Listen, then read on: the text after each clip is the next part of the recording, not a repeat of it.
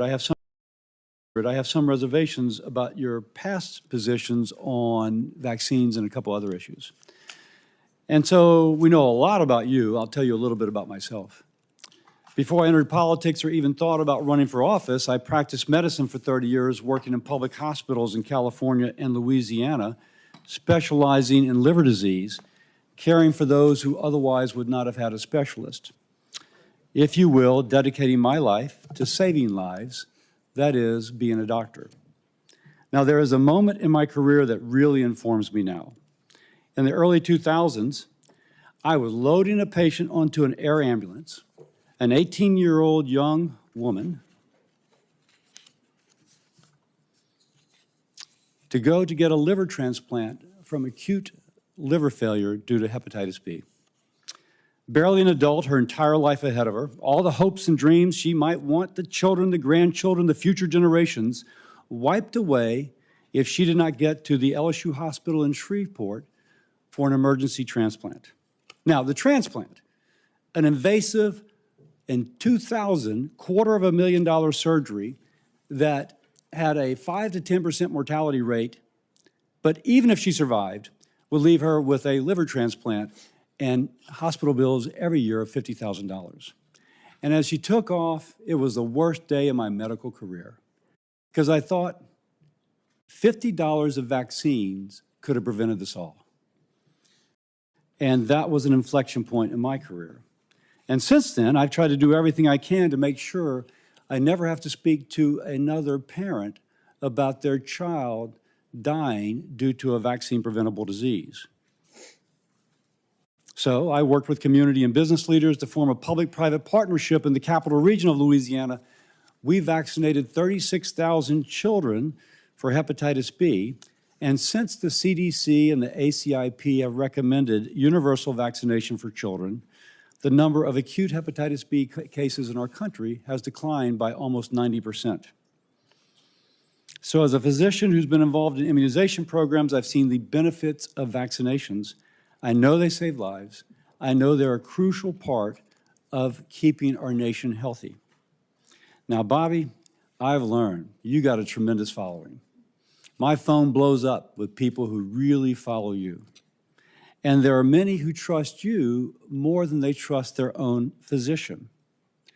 And so the question I need to have answered is, what will you do with that trust? Whether it's justified or not, and you may not want this to be the case, but I have constituents who partly credit you for their decision to not vaccinate their child. Now, that's a real conversation. And I'm hearing from them, and they want you confirmed. Now, you're going to tell us this week, as you did, I think you'll tell us today, as you did in Finance Committee yesterday, that you're pro-vaccine. So what will you tell the American mother? Will you tell her to vaccinate her child or to not?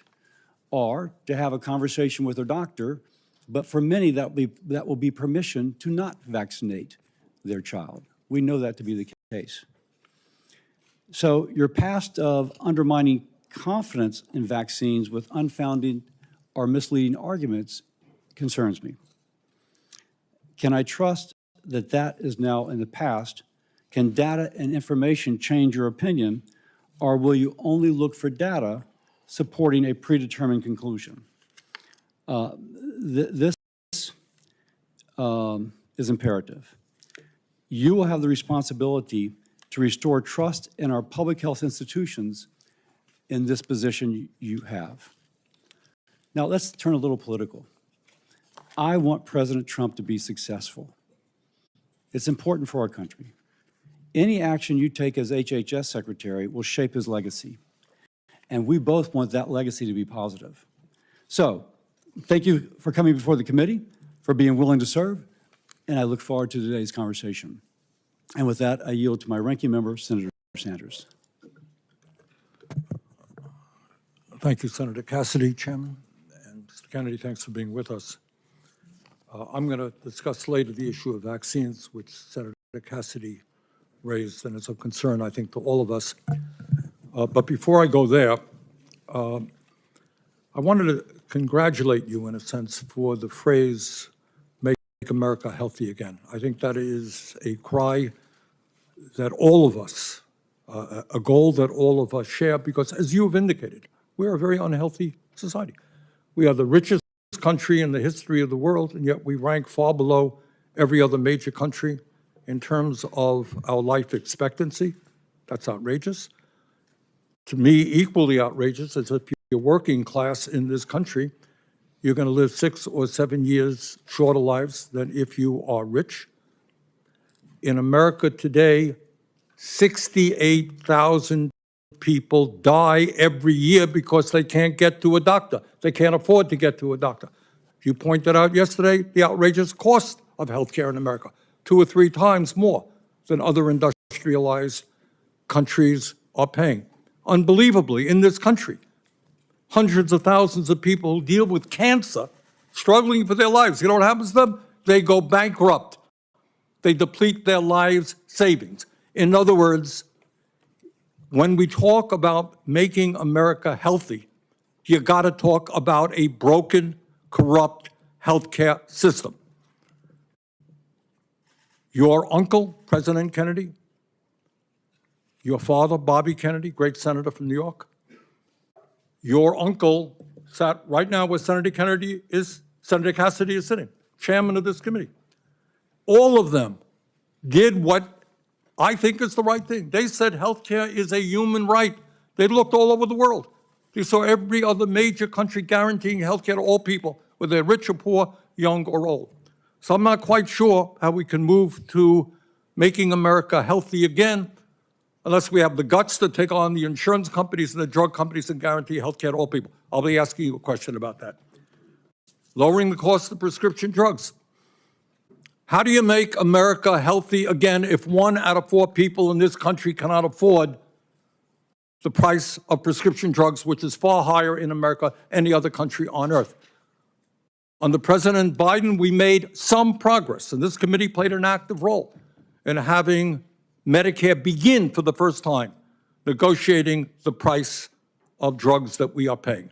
And I'm going to ask you whether or not you will demand that President Trump follow what we accomplished here. We are the only major country on earth not to guarantee paid family and medical leave.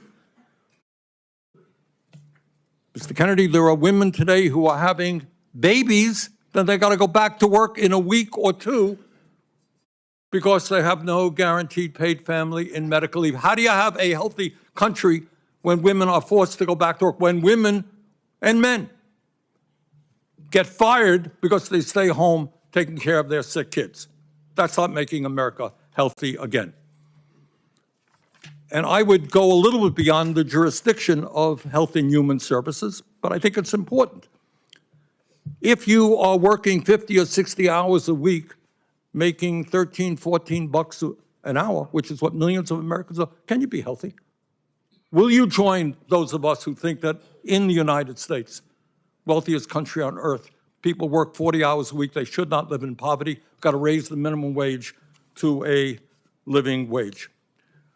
And lastly, and we discussed this very briefly, President Trump believes that climate change is a hoax. I happen to believe, and most Americans believe, and virtually the entire scientific community believes, that it is an existential threat to this planet. I don't know how you're going to make America healthy again, or keep the world healthy, when you have massive heat waves and droughts and floods and extreme weather disturbances. Louisiana had them, Vermont had them. That's not keeping America healthy. Now, that's not within the jurisdiction of HHS. But I surely hope that you will, if you are confirmed, demand that President Trump change his position and work with those of us who are trying to transform our energy system and, in fact, keep America healthy by addressing the crisis of climate change. Thank you, Mr. Chairman. Thank you, Senator Sanders. And now I'd like to welcome our nominee, Mr. Robert F. Kennedy, Jr. Mr. Kennedy has a long career as an attorney and advocate for various health and environmental concerns. He has championed a range of issues like healthy foods and efforts to fight chronic disease, while calling for greater transparency and accountability in our public health infrastructure. Mr. Kennedy has an important opportunity to reform the department and to restore trust in our federal health agencies. I look forward to hearing more about his policy priorities and his plans to advance President Trump's agenda to make America healthy again. I thank you for joining us today, and I'll now turn over to Mr. Kennedy to introduce himself. Is your microphone on? Is your microphone on? Thank you, Chairman Cassidy. Thank you, Senator Sanders. Ranking members and Ranking Member Senator Sanders and other members of this distinguished committee, Cheryl and I were heartbroken last night to learn of the tragic accident that took so many of our fellow Americans, including our service members. We are in an apartment where we were able to see the rescue operations from our window. Senator Marshall, please know that I will continue. There you are. I'll continue to pray for you as I texted you last night. For those who were lost, who called your state home, as well as Senators Kaine and also Brooks.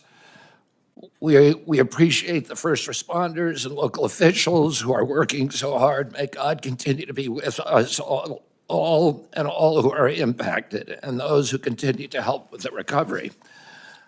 I'm humbled to be sitting here today as President Trump's nominee to oversee the U.S. Department of Health and Human Services. I want to thank President Trump for entrusting me to deliver on his promise to make America healthy again. I'm grateful to have my family here once more with me. I want to introduce my wife, Cheryl, my daughter, Kik, my son, Bobby, my daughter-in-law, Amaryllis, and my nephew, Jackson Hines. I want to thank them as well as the many members of my large extended family for the love they have so generously shared. I want to particularly thank you, Mr. Chairman, for the time you've spent with me and the times we've talked in person and by phone. I greatly admire your passion for public health and your commitment to science. And this committee is blessed to have a medical doctor at the helm and two other medical doctors, Dr. Marshall and Dr. Rand, on the committee. I explained yesterday to the Finance Committee that my journey into the issue of health began with my career as an environmental lawyer, working with hunters and fishermen and mothers in the communities and small towns along the Hudson River. I learned that human health and environmental health are intertwined and inseparable. The same chemicals that kill fish also sicken human beings. Today, Americans' overall health is in grievous condition. Over 70% of adults and a third of children are overweight or obese. Diabetes is 10 times more prevalent than in 1960. Cancer among young people is rising by 1 or 2% per year. Autoimmune diseases, neurodevelopmental disorders, asthma, Alzheimer's, ADHD, depression, addiction, and a host of other physical and mental health conditions are all on the rise. The United States has worse health than any other developed nation. Yet we spend more on health care, sometimes double, sometimes triple, as other comparable nations. Last year, we spent $4.8 trillion, not counting the indirect costs from missed work. That's almost a fifth of GDP. It is tantamount to a 20% tax on the entire economy. No wonder America has trouble competing with countries that pay a third of what we do for their health care and yet have a healthier workforce. But I don't want to make this too much about money. It's the human tragedy that moves us to care. President Trump has promised to resurrect America's global strength and our leadership and to restore the American dream. And he understands that we can't be a strong nation unless we're first a healthy people. A healthy person has 1,000 dreams. A sick person has only one. Today, over half our countrymen and women are chronically ill and have only one dream. When I met with President Trump last summer, I discovered that he has more than just a concern for this tragic situation, but genuine care. President Trump has committed to restoring the American dream, and 77 million Americans delivered a mandate to do just that, due in part to his embrace and elevation of the Make America Healthy Again movement. That movement, led largely by Maha moms from every state, many of whom have traveled to be here yesterday and today. Senators, this is one of the most powerful and transcendent movements I've ever seen. The nation is ready for change and recognizes that this is a unique inflection moment. I've promised President Trump that if confirmed, I will do everything in my power to put the health of America back on track. And I've been greatly heartened to discover a deep level of care among members of this committee, both Democrats and Republicans. I came away from our conversations hopeful that we can put aside our divisions for the sake of a healthy America. For a long time, the nation has been locked in a divisive healthcare debate about who pays. Well, when healthcare costs reach 20% of GDP, there are no good options, only bad ones. Shifting the burden around between government and industry and corporations is like changing deck chairs on the Titanic. Our country will sink beneath a sea of desperation and debt if we don't change course and ask the fundamental question, why are healthcare costs so high in the first place? The obvious answer to that question is chronic disease. The CDC says over 90% of healthcare spending goes toward managing chronic disease, which hits lower income Americans the hardest. The president's pledge is not to make some Americans healthy again, but to make all Americans healthy again. There is no single culprit for chronic disease. Much as I've criticized certain industries and agencies, President Trump and I know that most of the scientists and experts genuinely care about American health. Therefore, we will bring together all stakeholders in pursuit of this unifying goal. Before I conclude, I want to make sure this committee is clear about a few things. News reports and many in the hearing yesterday have claimed that I'm anti-vaccine and anti-industry. Well, I'm neither. I'm pro-safety. I'm pro-good science. I worked for 40 years to raise awareness about mercury and other toxics in fish, and nobody called me anti-fish. All my kids are vaccinated. I believe vaccines have saved millions of lives and play a critical role in healthcare. Nor am I the enemy of food producers. American farms are the bedrock of our culture and our national security. I was a 4-H kid, and I spent my summers on ranches. I want to work with our farmers and food producers to remove burdensome regulations and unleash American ingenuity. Maha simply cannot succeed if we do not have the partnership of America's farmers. In my advocacy, I've often disturbed the status quo by asking uncomfortable questions, and I'm not going to apologize for that. We have massive health problems in our country that we must face honestly. And the first thing I've done every morning for the past 20 years is to pray to God that he would put me in a position where I can end the chronic disease epidemic and protect our children. That's why I'm so grateful to President Trump for the opportunity to sit here before you today and seek your support and your partnership in this endeavor. I'll conclude with a promise to you, Mr. Chairman, the members of this committee, to the President, and most of all to the tens of millions of parents across America, especially the moms, who have propelled this issue to center stage. Should I be so privileged as to be confirmed, we will make sure our tax dollars support healthy foods. We will scrutinize the chemical additives to our food supply.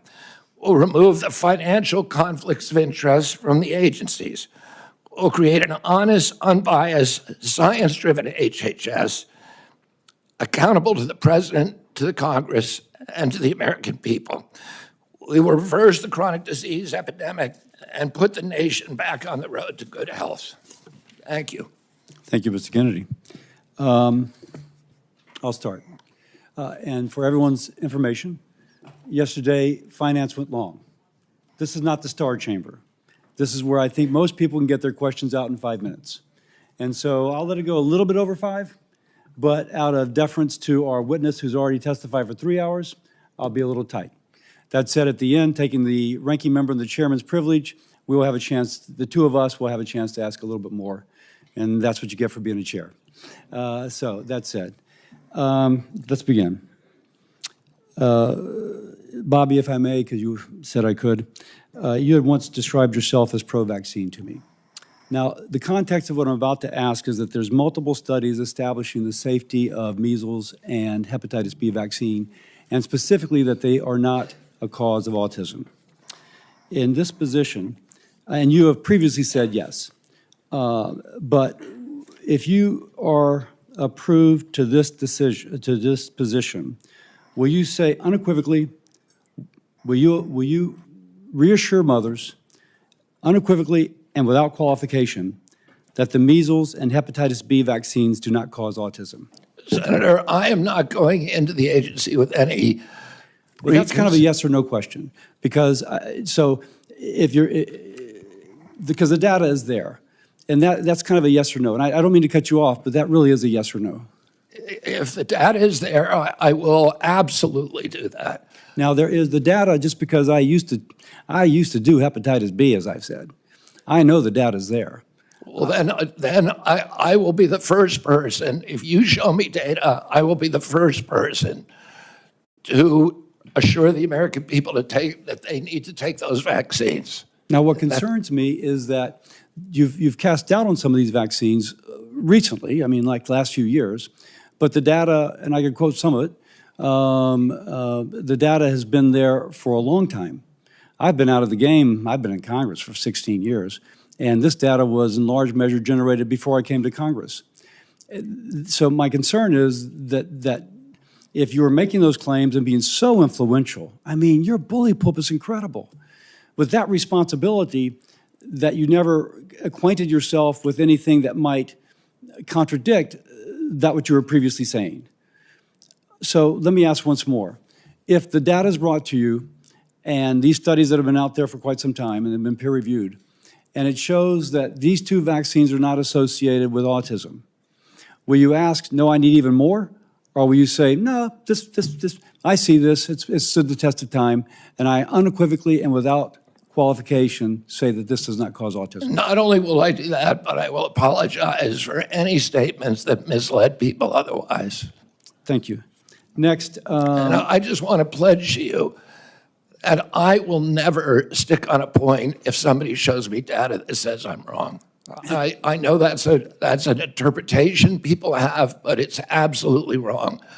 I am science-driven and evidence-driven. I think the concern is how persuadable people are. But let me go on because I have limited time. I'm going to hold myself to the same 5 minutes.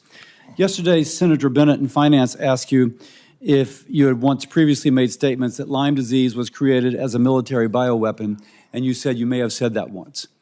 Do you still believe that Lyme disease was created as a military bioweapon? I've never believed that, Senator. What I said is that that we should always follow the evidence.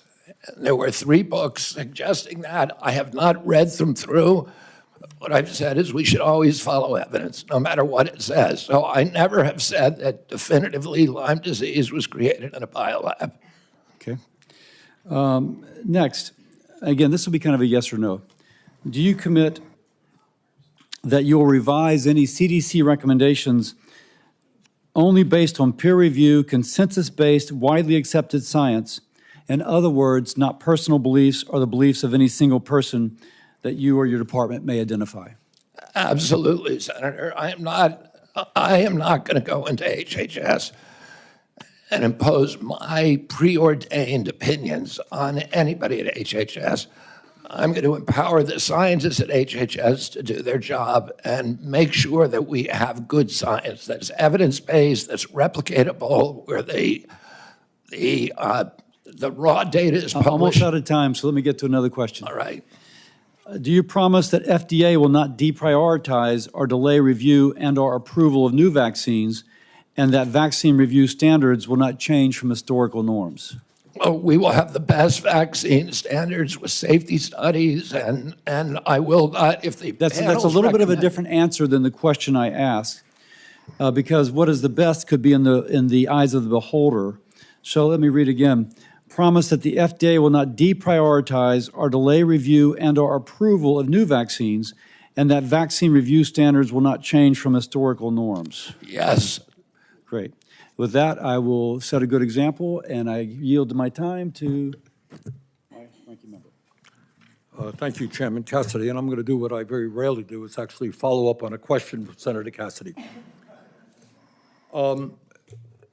There have been, as I understand it, dozens of studies done all over the world that make it very clear that vaccines do not cause autism. Now, you just said, if I heard correctly, well, if the evidence is there. The evidence is there. That's it. Vaccines do not cause autism. Do you agree with that? As I said, I'm not going to go into HHS with any preordained. I asked you a simple question, Bobby. The studies all over the world say it does not. What do you think? Senator, if you show me those studies, I will absolutely, as I promised to Chairman Cassidy, I will apologize. That is a very troubling response, because the studies are there. Your job was to have looked at those studies as an applicant for this job. All right. Let me ask you another question about this one about COVID. Scientists with the Yale School of Public Health and University of Maryland have estimated that the COVID vaccine saved 3 million lives and prevented 18 million hospitalizations. President Trump, someone who I do not often agree with, has said that the COVID vaccine was, quote, one of the greatest miracles of the ages. That's Donald Trump. But Bobby, you had a very different perspective. At a time when thousands of Americans were dying from COVID every week, in May of 2021, you petitioned the Food and Drug Administration to revoke the emergency use of COVID vaccines. So my question to you is, were the scientists who told us that the COVID vaccine was imperative, and President Trump who told us that it was this great thing, were they right, or were you right when you told people that they should not take COVID shots? Senator, I filed that lawsuit after CDC recommended the vaccine for 6-year-old children without any evidence that it would benefit them and without testing on 6-year-old children. And that was my reason for filing that lawsuit. Was the vaccine, COVID vaccine, successful in saving millions of lives? I don't know. We don't have a good surveillance system, unfortunately. We don't know? I don't think anybody can say that. If you Well, show but- me science that says But, that. you know, Bobby, you say, if I show you, you're applying for the job. I mean, clearly, you should know this. And that is, the scientific community has established that COVID vaccines save millions of lives, and you're casting doubt. That is really problematic. All right, let me ask you another question on another subject. My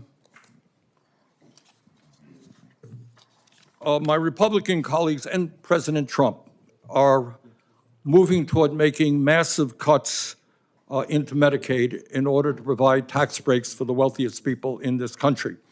As I'm sure you know, Medicaid provides health insurance to tens of millions of children, provides the funding for 2 out of every 3 seniors in nursing homes. It provides 43% of the revenue for community health centers, something I feel very strongly about. And it is so important for millions of people. If confirmed, in terms of making America healthy again, will you stand up to the White House and say, no, we cannot throw millions of children off of health care, millions of elderly people out of nursing homes? We cannot cut Medicaid to give tax breaks to billionaires. President Trump has made no indication to me that he intends to throw millions of people out of nursing home or deprive people of their health care, Senator. We have a health care system that's broken. It's not working. You've been working on it your entire career. As Americans get less and less healthier, as premiums rose. Bobby, I believe the health care system is broken. We He agree has on asked that. me to fix it. But So do that you it works fix for it? the American people. But my colleagues here, certainly in the House of Representatives, are prepared to make massive cuts in Medicaid. Now, I happen to believe in a Medicare for all system that guarantees health care to all people. Not what we're talking about. But in fact, there is serious discussion of massive cuts to Medicaid, which will have devastating harm on children, people in nursing homes. All I am asking you, if that proposal goes through, will you say, hey, you're not keeping America healthy by throwing children off of health care? Senator, I haven't seen any of the congressional proposals. I can only tell you what President Trump has told me, which is that he wants me to make Medicaid, Medicare, and Obamacare better. Well, if you haven't seen those proposals, I suggest you go to any newspaper. They're there. Thank you, Mr. Chairman. Senator Paul. You know, I think the discussion over vaccines is so oversimplified and dumbed down that we never really get to real truths. And it's why people up here are so separated from real people at home. So we talk about hepatitis B. It's a terrible disease. It could lead to liver failure, as the chairman said. But the reason you have distrust from people at home, why they don't believe anything you say, they don't believe government at all, is you're telling my kid to take a hepatitis B vaccine when he's 1 day old. You get it through drug use and sexually transmitted. That's how you get hepatitis B. But you're telling me my kid has to take it at 1 day old. That's not science. And so every person with a bit of common sense, even people who don't resist vaccines, I vaccinated all my kids. I believe vaccines are one of the modern miracles beyond all pale. The Speckled Monster is a great book about the introduction of the smallpox vaccine in 1720 into our country. All miracles. But I'm not a one-size-fits-all. It's not all or nothing. I chose to wait on my hepatitis B vaccine, and we did it when they went to school. Does that make me an awful person? Does that make me an anti-vaxxer because I questioned the government dictate of whether I do it? And I'm not speaking for anybody else. I'm only speaking for myself. But for goodness sakes, let's have an honest debate about these things. The COVID vaccine. If you ask me my opinion, the reporters run up and down the aisle and they say, you still anti-vaccine? No, I'm pro-vaccine. But on the COVID vaccine, and on the COVID illness, there was a 1,000-fold or more difference between the elderly and children. If you don't acknowledge that, you're committing malpractice. You're showing your ignorance. If you say a 6-month-old must be mandated to get it, the science is not there. So all this blather about the science says this and the science says that, no, it doesn't. The science actually shows that no healthy child in America died from COVID. Look it up. No healthy child died from COVID. And so the thing is that it's 1,000-fold greater. So if you ask me my advice as a physician, if you were 65 or older or overweight and some other conditions, I would have said, hell yes, I'd take the COVID vaccine. The risks of the disease were real and much greater than the vaccine. But if you ask me, should my healthy 6-month-old get it? See, these are the nuances you're unwilling to talk about because there's such a belief in submission. Submit to the government. Do what you're told. There is no discussion. There ought to be a debate. You're not going to let him have the debate because you're just going to criticize and say, it is this, and admit to it, or we're not going to appoint you. But it's more complicated than that. And this is why people distrust government, because you're unwilling to have these conversations. And go home, ask your Democrat young mothers, your Republican young mothers, if they're vaccinating their kid for hepatitis B, and they're like, well, do I have to do it on day one? It's this precious little baby. Is there science to say you shouldn't do it? Probably not, but it's my kid. You know, it's like, there isn't clear-cut science saying not to. But on autism, there's no good science of anything to show what causes autism. We don't know. It's a profound disease. I know many moms here and dads who have kids with autism. I know them personally. I've met their kids. But the thing is they saw their kids developing completely normal, maybe speaking 100 words go to no words at about 15 months of age. Now, there isn't proof. There isn't proof that the vaccines cause it. That's true. There isn't proof that it causes it. But we don't know what causes it yet, so shouldn't we be at least open-minded? We take 72 vaccines. Could it be? I don't know. But we shouldn't just close the door and say we're no longer, because we believe so much in submission, we're not going to have an open mind to study these things. And so it's sort of this crazy notion. Schizophrenia, I would put in the same notion. You have a kid who's completely normal to 18 or 19, and their brain goes haywire. How does that happen? It's the most bizarre disease. Shouldn't we be open? Could it be our food? It might be vaccines, it might be our food, but autism's more common. I don't know about the schizophrenia statistics, but autism is more common. Shouldn't we want to be open-minded? Instead, we're so close-minded and we're so consensus-driven that the science says this. Well, science doesn't say anything. Science is a dispute, and 10 years from now, we could all be wrong. We were told in the beginning, 20 years ago, they did this enormous study, and they said, everybody over 50 should take an aspirin. I thought, well, that's a pretty good idea. It makes sense. But you know what?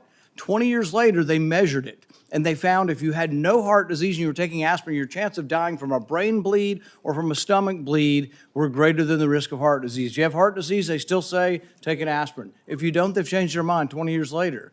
But would you have all said I was crazy and I should no longer be in public discourse if I had said 20 years ago, I don't feel like taking an aspirin. I ride my bike all the time. I'm afraid I might hit my head.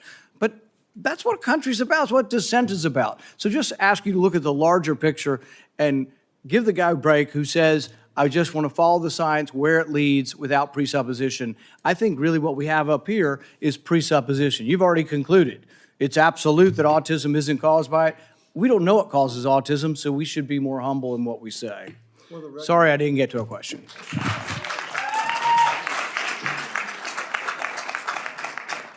For the record, if a child is born to a hepatitis B mother, that child may have a 95% chance of becoming a chronic carrier. But if the And we vaccinate those people, and nobody's against that. But if the child- that's a very small percentage and I a just red may herring. finish. That is not what we're talking about. 99.9% of kids don't have a hepatitis B, Mom. And could they wait a while? Could they get vaccinated 3 months or a year? Yes. So again, for the record, if the mother's hepatitis B status is known, then that can be delayed. The problem is oftentimes, or at least a significant percentage of the time, the mother's status is not known. If she's hepatitis B positive, a vaccine on day one of life prevents chronic hepatitis B 95% of the time. So it really depends upon the knowledge of the mother's hepatitis B status. And when they used to do just, okay, we know the mother's status or not, there was mothers that snuck through. Their status was unknown. We can blame the OBs, yeah, Marshall. But for the record, there is an absolute rationale for that. But you're right. If the mother's status is definitively known, that it can be safely delayed. So now, Senator Murray. Thank you, Mr. Chairman. HHS has really broad and critical responsibilities to protect and preserve healthcare and social services, from women's health to childcare to biomedical research. That's just a few. In light of last night's tragedy, I do want to express my thoughts and prayers. But it is, I think, a painful reminder to all of us that we need competent people running our federal agencies to respond when a crisis strikes. Mr. Kennedy, let me start by talking about vaccines. I think we all agree that cancer is particularly nefarious chronic disease. And the American Cancer Society reported earlier this month that women under 50 are experiencing a dramatic increase in the incidence of that disease. Fortunately, there is clear data showing that the HPV vaccine has saved lives and cut cervical cancer rates dramatically. You have called the HPV vaccine, quote, dangerous and effective, and said it actually increases the risk of cervical cancer. Do you stand by those statements, yes or no? The HPV vaccine, I brought litigation. I represented. Yes or no? I represented. Stand by your statements. Let me answer. I'm trying to, Senator. yes or no? It's a simple yes or no. I Stand by your previous statements. I litigated on that issue. I represented hundreds of young girls who felt that they were injured by the vaccine. That trial is happening right now in Los Angeles. Well, let me Those ask you. questions will be answered by a jury in that trial. You said that no loving parents would allow their daughter to receive that vaccine. If confirmed as HHS Secretary, would you recommend that parents get their children vaccinated against HPV? I recommend that children follow the CDC schedule. And I will support the CDC schedule when I get in there, if I'm fortunate enough to be confirmed. Would you recommend that parents get their children vaccinated against the measles? Yes or no? Against measles? Yes. Well, I just remind everybody that parents look to our health leaders for advice on these decisions. You would be a health leader, and for the record, I would like to put into the record his previous statements on these vaccines. I do want to ask you a question about character. I still believe character matters, and I want to let you respond to this. You were accused of sexual harassment and assault by Eliza Cooney, who was first hired as a part-time babysitter by your family. When you were confronted about this accusation, you said you were, quote, not a church boy, and that you, quote, have so many skeletons in my closet. You then texted Ms. Cooney an apology and indicated you had no memory of what she described. Mr. Kennedy, I'm asking you to respond to those accusations seriously in front of this committee.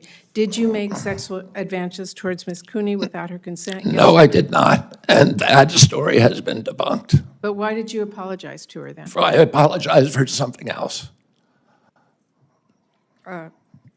Well, that's not my understanding. Are there, let me just ask All you, you have to read is the text which she published. It's not for that. that is not how I've read it. Are there any other instances where you have made sexual advances towards an individual without their consent? Just yes or no? No. No. Mr. Kennedy, you said that you're going to say to NIH scientists, God bless you all, thank you for your public service. We're going to give infectious disease a break for 8 years. Excuse me? You said you just said thank you for your service to our federal employees. You want to give infectious disease a break, that's a quote. Will you support the development and distribution of vaccines for the avian flu, yes or no? Will I, for the avian flu? Yes. My time's almost up, but having read a lot and listened to a lot, I just want to remind all my colleagues that by voting to confirm Mr. Kennedy, we would be telling our constituents he's worth listening to. That alone could get people killed before he even lifts a finger, because he does not even need the levers of power to influence people, as we saw in Samoa. All he needs is a megaphone. To affirm his views by voting to confirm him as our highest health official, we should not mince words about what that would mean. When babies die from whooping cough because parents weren't sure if the vaccine was safe, we will have to look them in the eye. When measles sweeps through school, then hospitals, nursing wards, will this be worth it?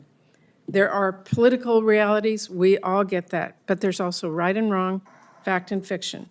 And there's also people staying healthy or dying pointlessly from diseases we can prevent because they thought Congress took its job vetting our health care secretary seriously. Thank you, Mr. Chairman. We're going to now go out of order. We're going to go to Senator Marshall. He would like to be able to view the press conference regarding the tragedy on the plane from Wichita. Senator Marshall. Well, thank you, Mr. Chairman, and thank you, Mr. Kennedy, for your kind words this morning, for your caring text last night, and I'm grateful for all my colleagues, most everybody reaching out to us, and it's certainly it's a tough day for Kansans and many others who lost loved ones, and we will look forward meeting with the president later today and those loved ones, and just want everyone back home to know that we're wrapping our arms around them, that we're mourning with them, and we'll get through this together. So thank you. Mr. Kennedy, take a second and just describe why fighting chronic disease is so important to you. Who are we fighting for? What is your role as HHS secretary, and is there anything that's a bigger priority to you than this as you go into this role? Thank you, Senator. When I was a 10-year-old boy, my uncle was in the White House. The chronic disease among American children was 2%. Today it's 66%. The cost of chronic disease to our country when my uncle was president was 0. There were not even treatments for chronic disease at that time. Today, the cost is $4.45 trillion. Is bankrupting our country. 77% of American kids can't qualify for military service. 38% of teens, according to NIH's last report, which was 3 weeks ago, 38% are diabetic or pre-diabetic. When my uncle was president, the typical pediatrician would 1 or 2 cases of diabetes in his lifetime, juvenile diabetes. Today, it's more than a third of the kids who walk through his door or her door is diabetic or pre-diabetic. Autism rates have gone from 1 in 10,000 or 1 in 1,500 to 1 in 10,000, depending on what study you look at. In my generation, as 70-year-old men today, in our children, it's 1 in 34. The explosion, I had 11 siblings. I had dozens of first cousins. Mr. Kennedy, I'm sorry. So, who are we, what's your role as HHS secretary to fight that disease? There's never been an HHS secretary who came in to do this. It was all about the typical partisan debate about how we allocate the cost, whether insurers pay it or whether hospitals, providers, or families pay it. And the costs continue to rise. All the things we're debating on, our kids are getting sicker and sicker.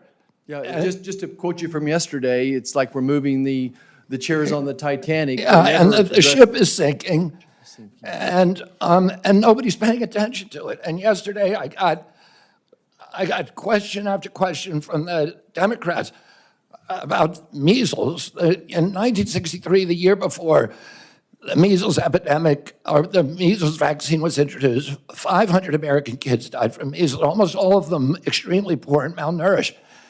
We have 252 million Americans who are suffering from chronic disease, and none of them mentioned diabetes. They didn't mention heart disease. They didn't mention cancers yesterday. We need to refocus if we're going to save our country.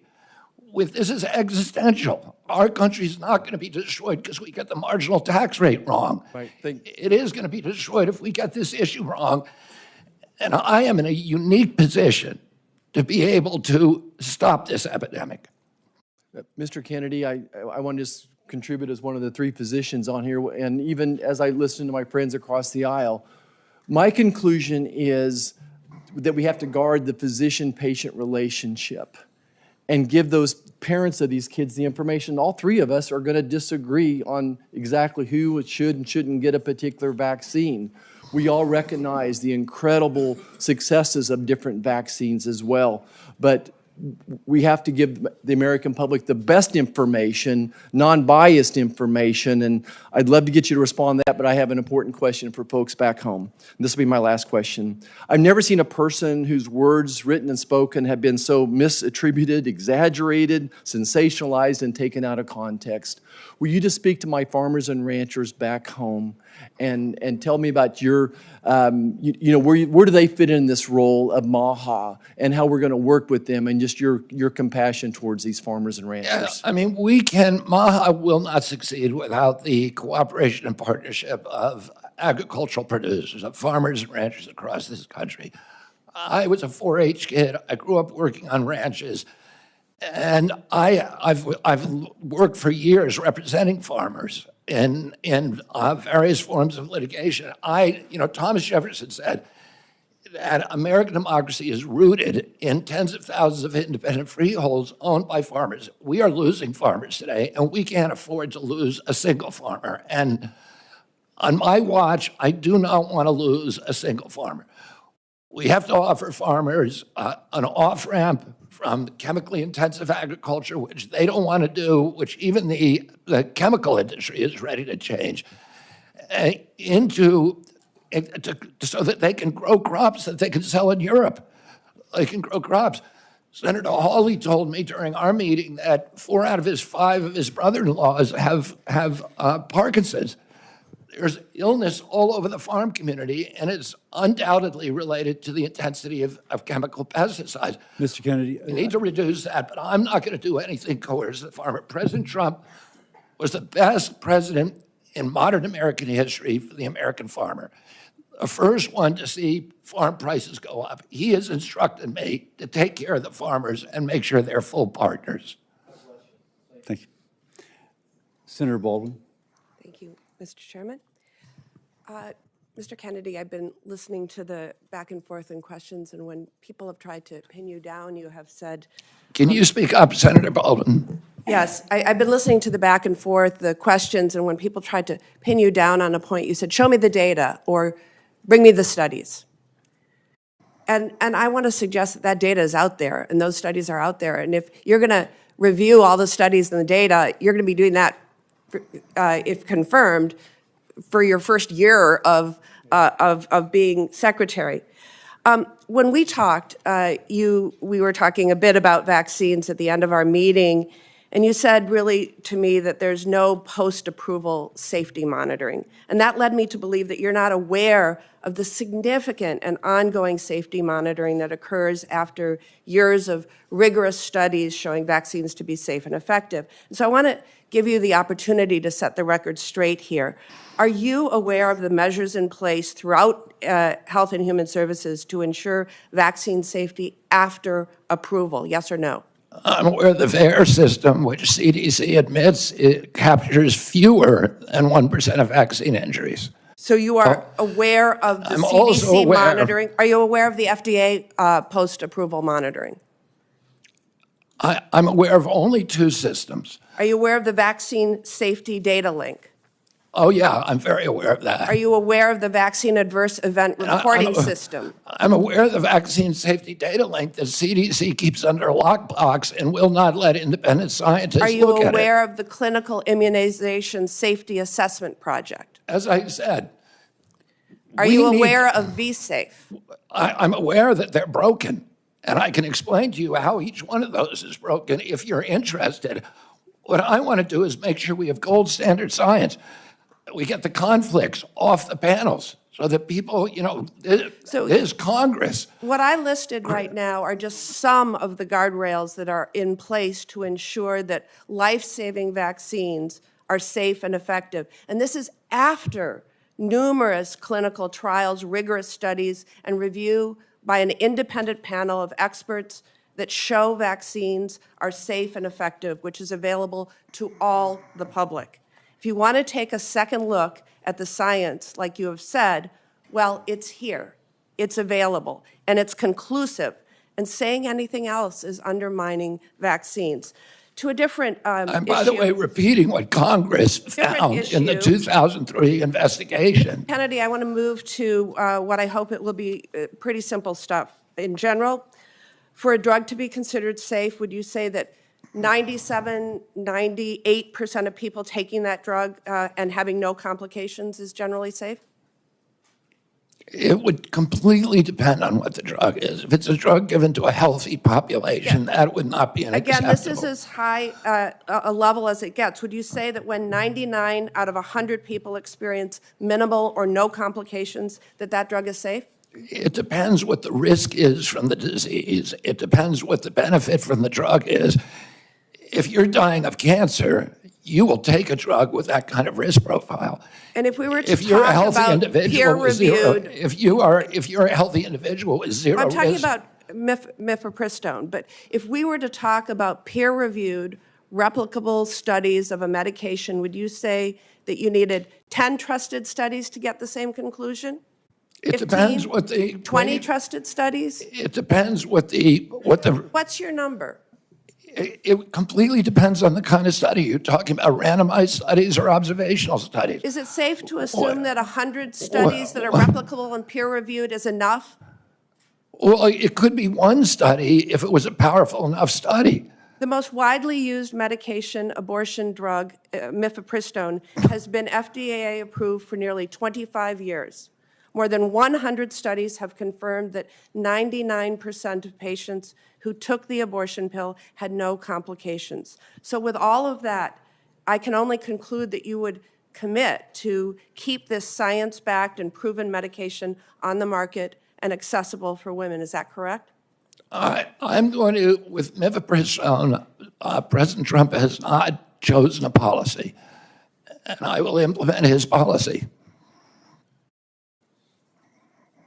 So regardless of the studies, regardless of the data, regardless of the science, you've been talking about, show me the data, show me the studies. Well, if you would have that policy Senator, regardless of what the science says. Senator, the devil is in the details.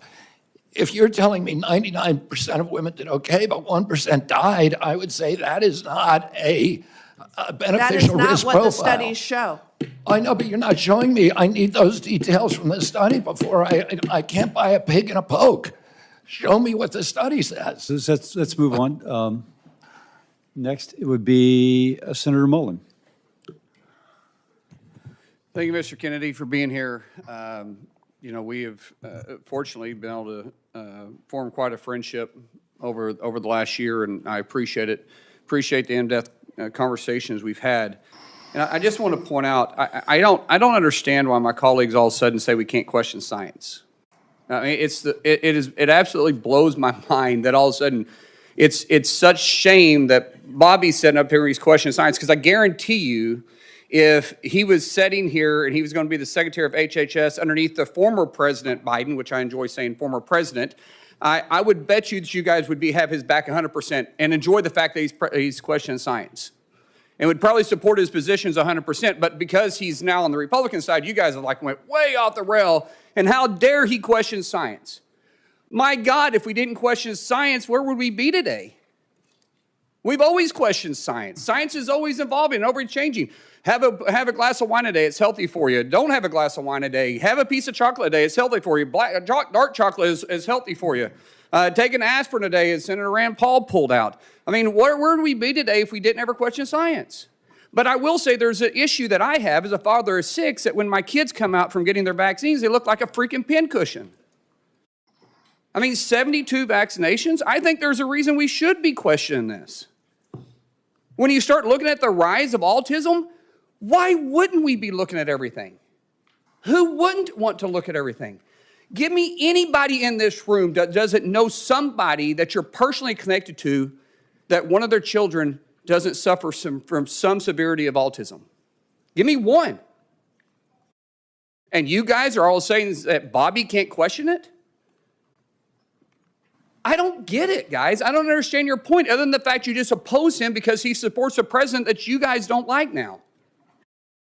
I applaud him for going into the situation and saying, let's question something.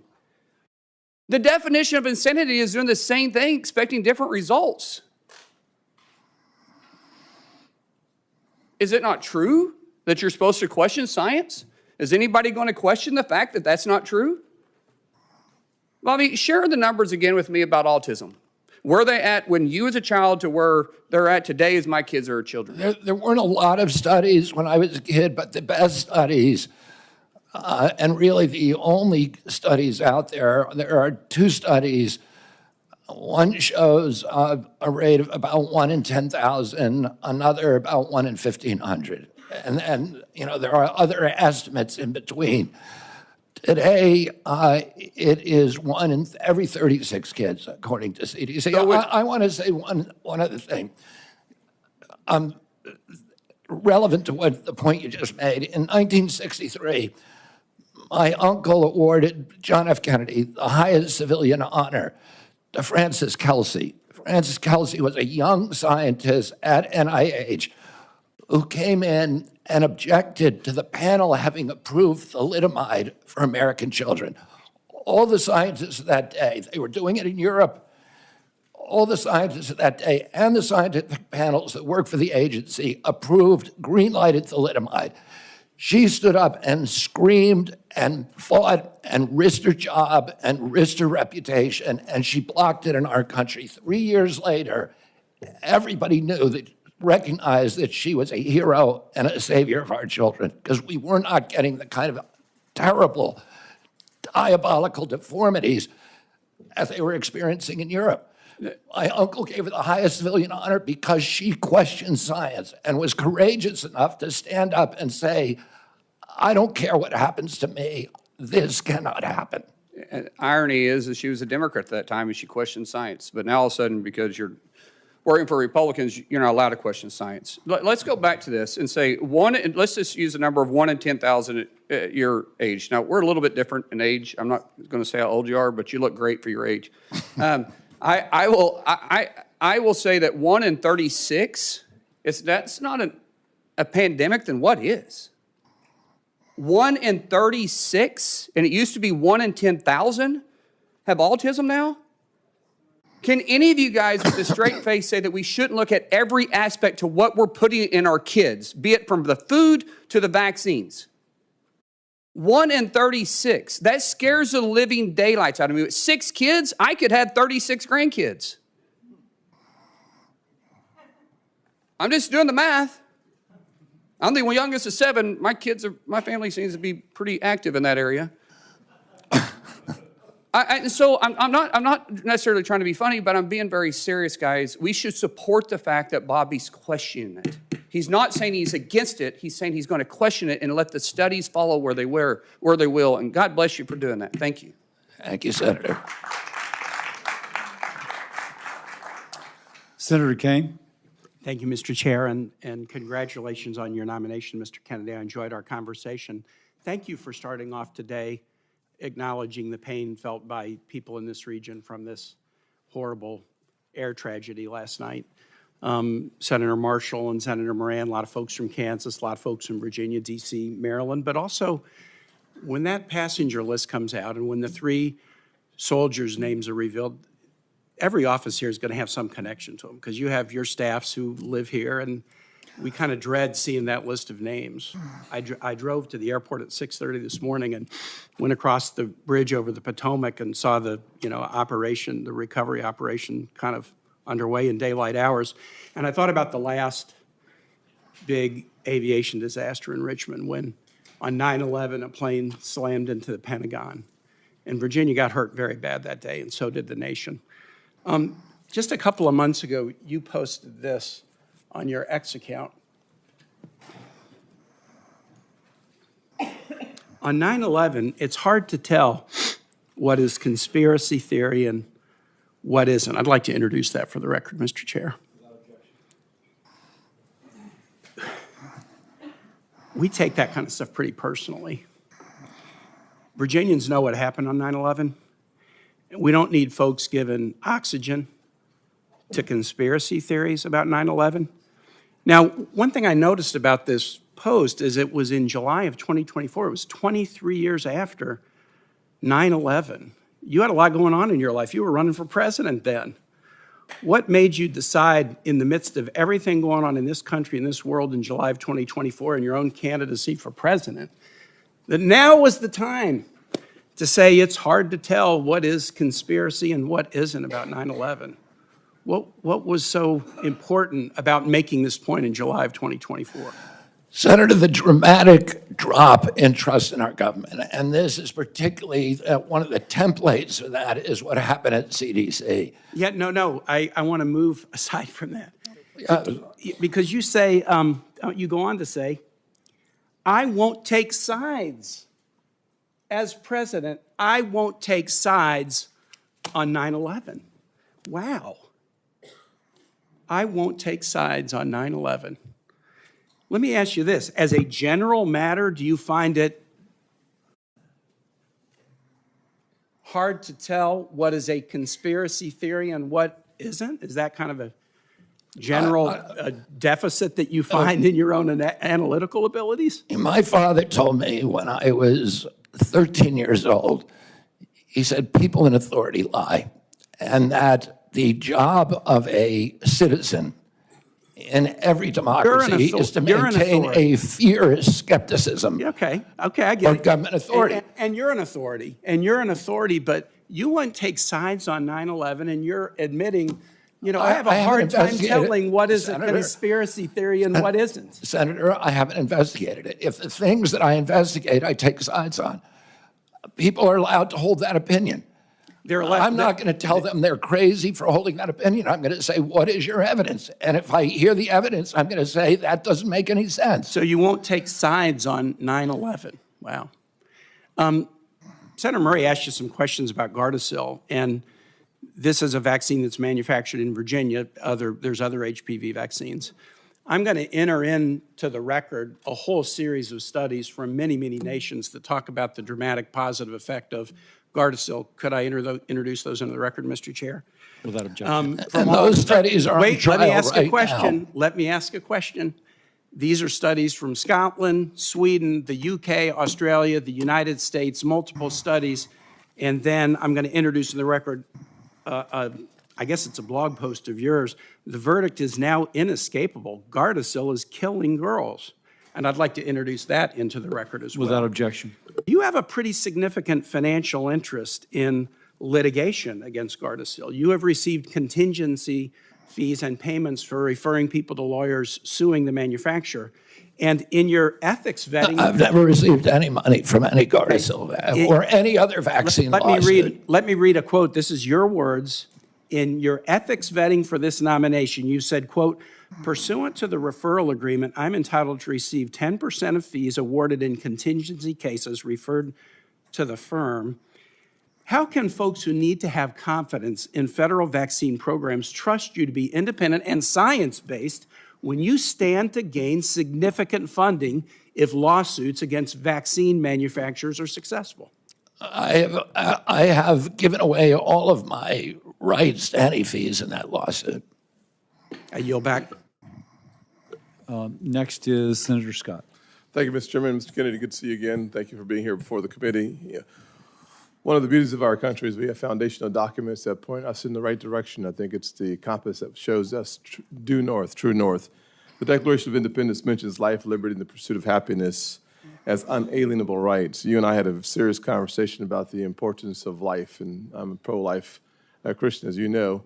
And you said that you assured me that your deputies were going to be pro-life. Is that still the case? I will implement President Trump's policies. I serve at his pleasure, but I share President Trump's view that every abortion is a tragedy. Now, my question was, are you having deputies within your at HHS that will be pro-life? As I said, I can tell you exactly what I'm going to do, so there's no mistake. I'm going to implement President Trump's policies. President Trump has told me he wants to end late-term abortion. Are you hiring people who are pro-life at HHS? Yes, I am. Thank you. During the first Trump administration, HHS began investing in policies to support individuals living with sickle cell anemia. This has continued. A career staff person has dedicated time to coordinate sickle cell disease-related activities across HHS and other government agencies. Will you commit to continuing to have an individual serve in this coordinating role for sickle cell? Yes, and I think, I've worked on sickle cell for many, many years. I told you I have many friends who have sickle cell, several of them. I've seen the suffering that they endure. 1 out of every 365 blacks in our country has sickle cell. There are now promising gene therapies. They're very, very expensive.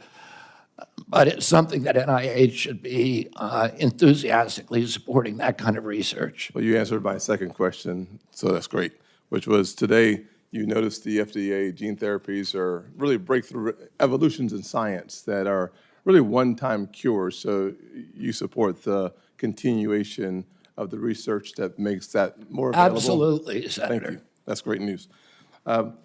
This past fall, due to one facility making the majority of our IV drugs in the U.S., it was devastated by Hurricane Helene. Hospitals and healthcare facilities across the country faced IV shortages. Nephron Pharmaceuticals in Columbia, South Carolina, tried to shore up IV support in South Carolina hospitals by creating the Palmetto line in its facility to help make IVs for hospitals across the state. We must do more proactively to address the shortages and the shortage risks, as well as to provide and promote the production of medical products here in the U.S. If confirmed, how will you prioritize efforts to prevent and reduce drug shortages, including for essential medicines? Including?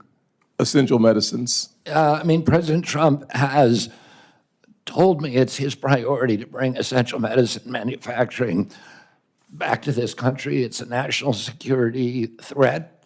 So much of it has been exported abroad, and particularly to China. And it's a priority for him, so it's a priority for me as well. Very good.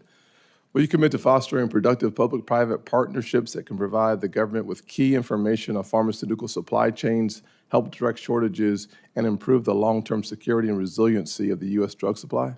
Absolutely, Senator. Thank you very much. And one of the things that we study, I had 2 opportunities to question you. Once yesterday at the Finance Committee, I opted, as opposed to seeing you twice, just see you one time and spend my time doing some other things with that time. But I think it's important for us to recognize that we are in a critical place as a nation. We're so dependent on other countries for the essentials, from healthcare and beyond. And we ought to work on a strategy of resilience across this nation in all of the essential areas that we need to become less dependent on the rest of the world and more dependent on ourselves. And I hope that as your term at the HHS, you will spend a lot of time thinking through and all the layers and complexity that is under HHS, how we become more and more resilient as a nation.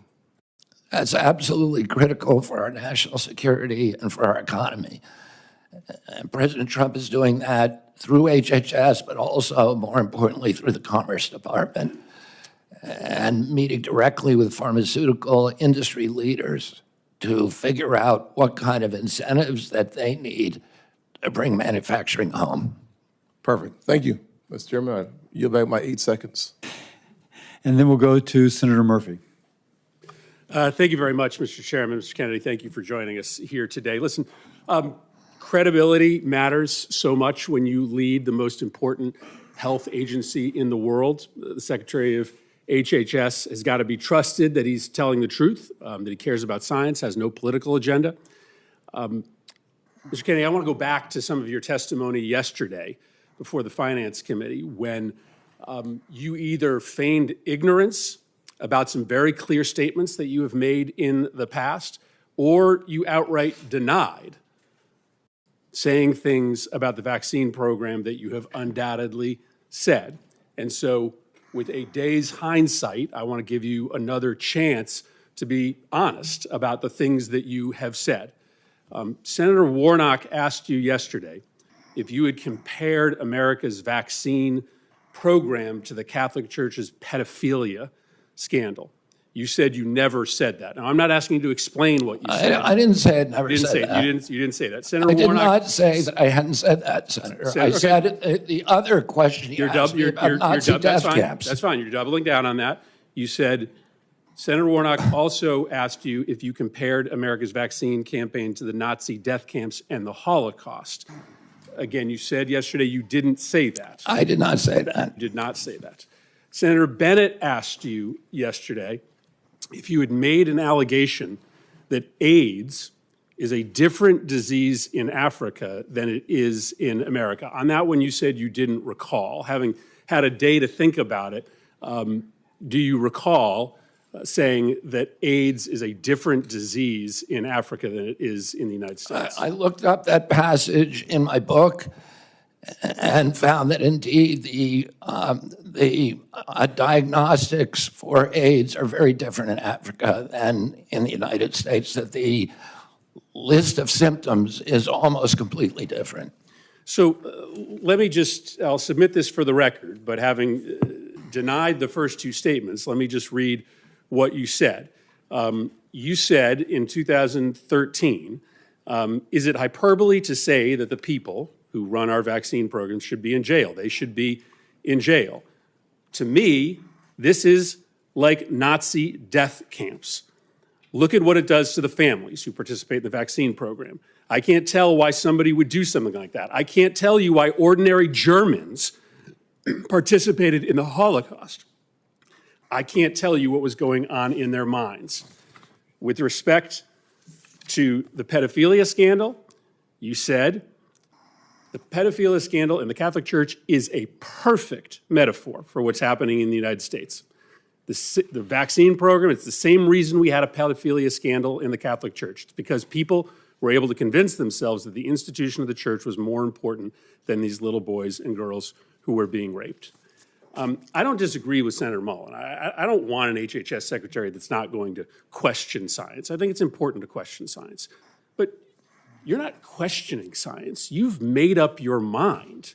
You have spent your entire career undermining America's vaccine program. You make these purposeful comparisons to those that are administering the vaccine program to the Nazi executioners, to the people who covered up the Catholic Church's pedophilia scandal, because you have made a decision that there is a comparison, that there is evil in the vaccine program as there was evil in the pedophilia scandal and the Nazi death camps. You aren't exploring science. You have made up your mind. You've spent your entire career trying to undermine these programs. And so the reason that these statements, these incredibly aggressive, over-the-top statements, matter to us is because it just isn't believable that when you become secretary, you are all of a sudden going to be consistent with science.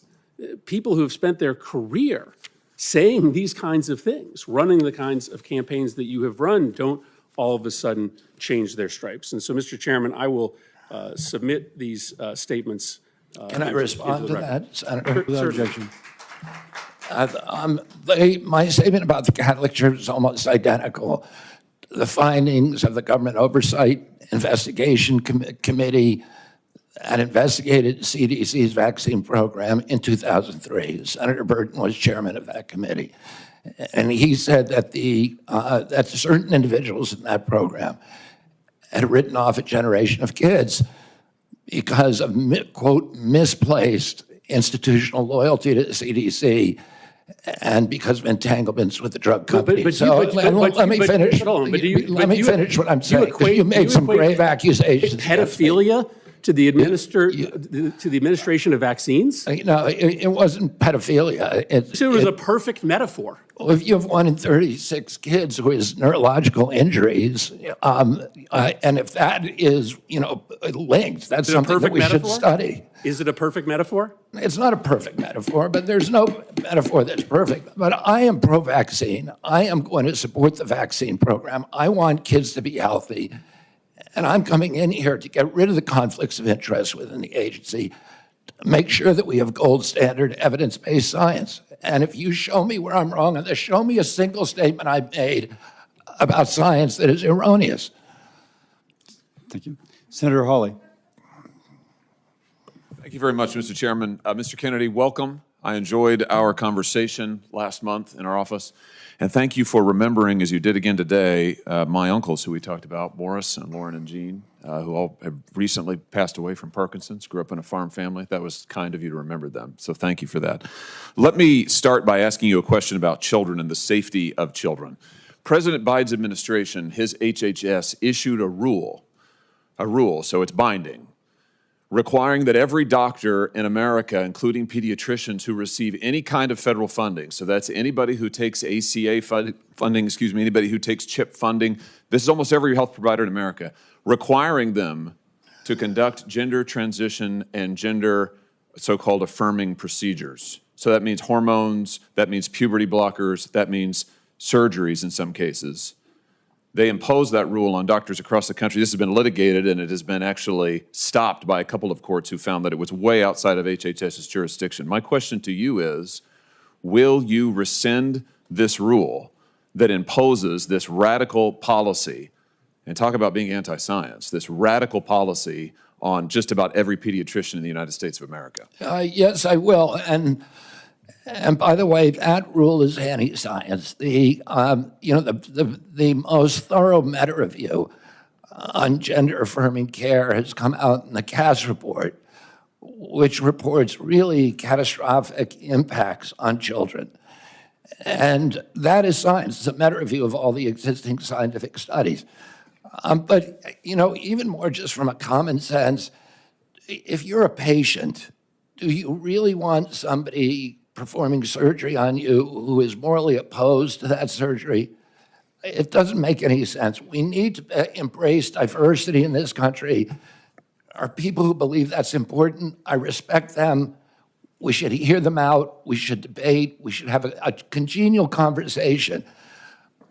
There are also people who believe that it is an atrocity, and they need to be listened to too. And we need to embrace diversity and make room for diversity in this country and not force people to do things that are against their conscience. And let me just point out that on this rule, what's particularly pernicious about it is we're talking about gender transition surgeries, gender transition care on minor children. This rule purported to preempt all state law. So in states like mine and many others, where the voters have said, we don't want gender transition procedures performed on minors, the Biden administration attempted to use federal money and force pediatricians to do it anyway. So I'm glad to hear you say you'll rescind that rule. I think it's terrific for the safety of children. And Senator, I would add that We don't let children drink.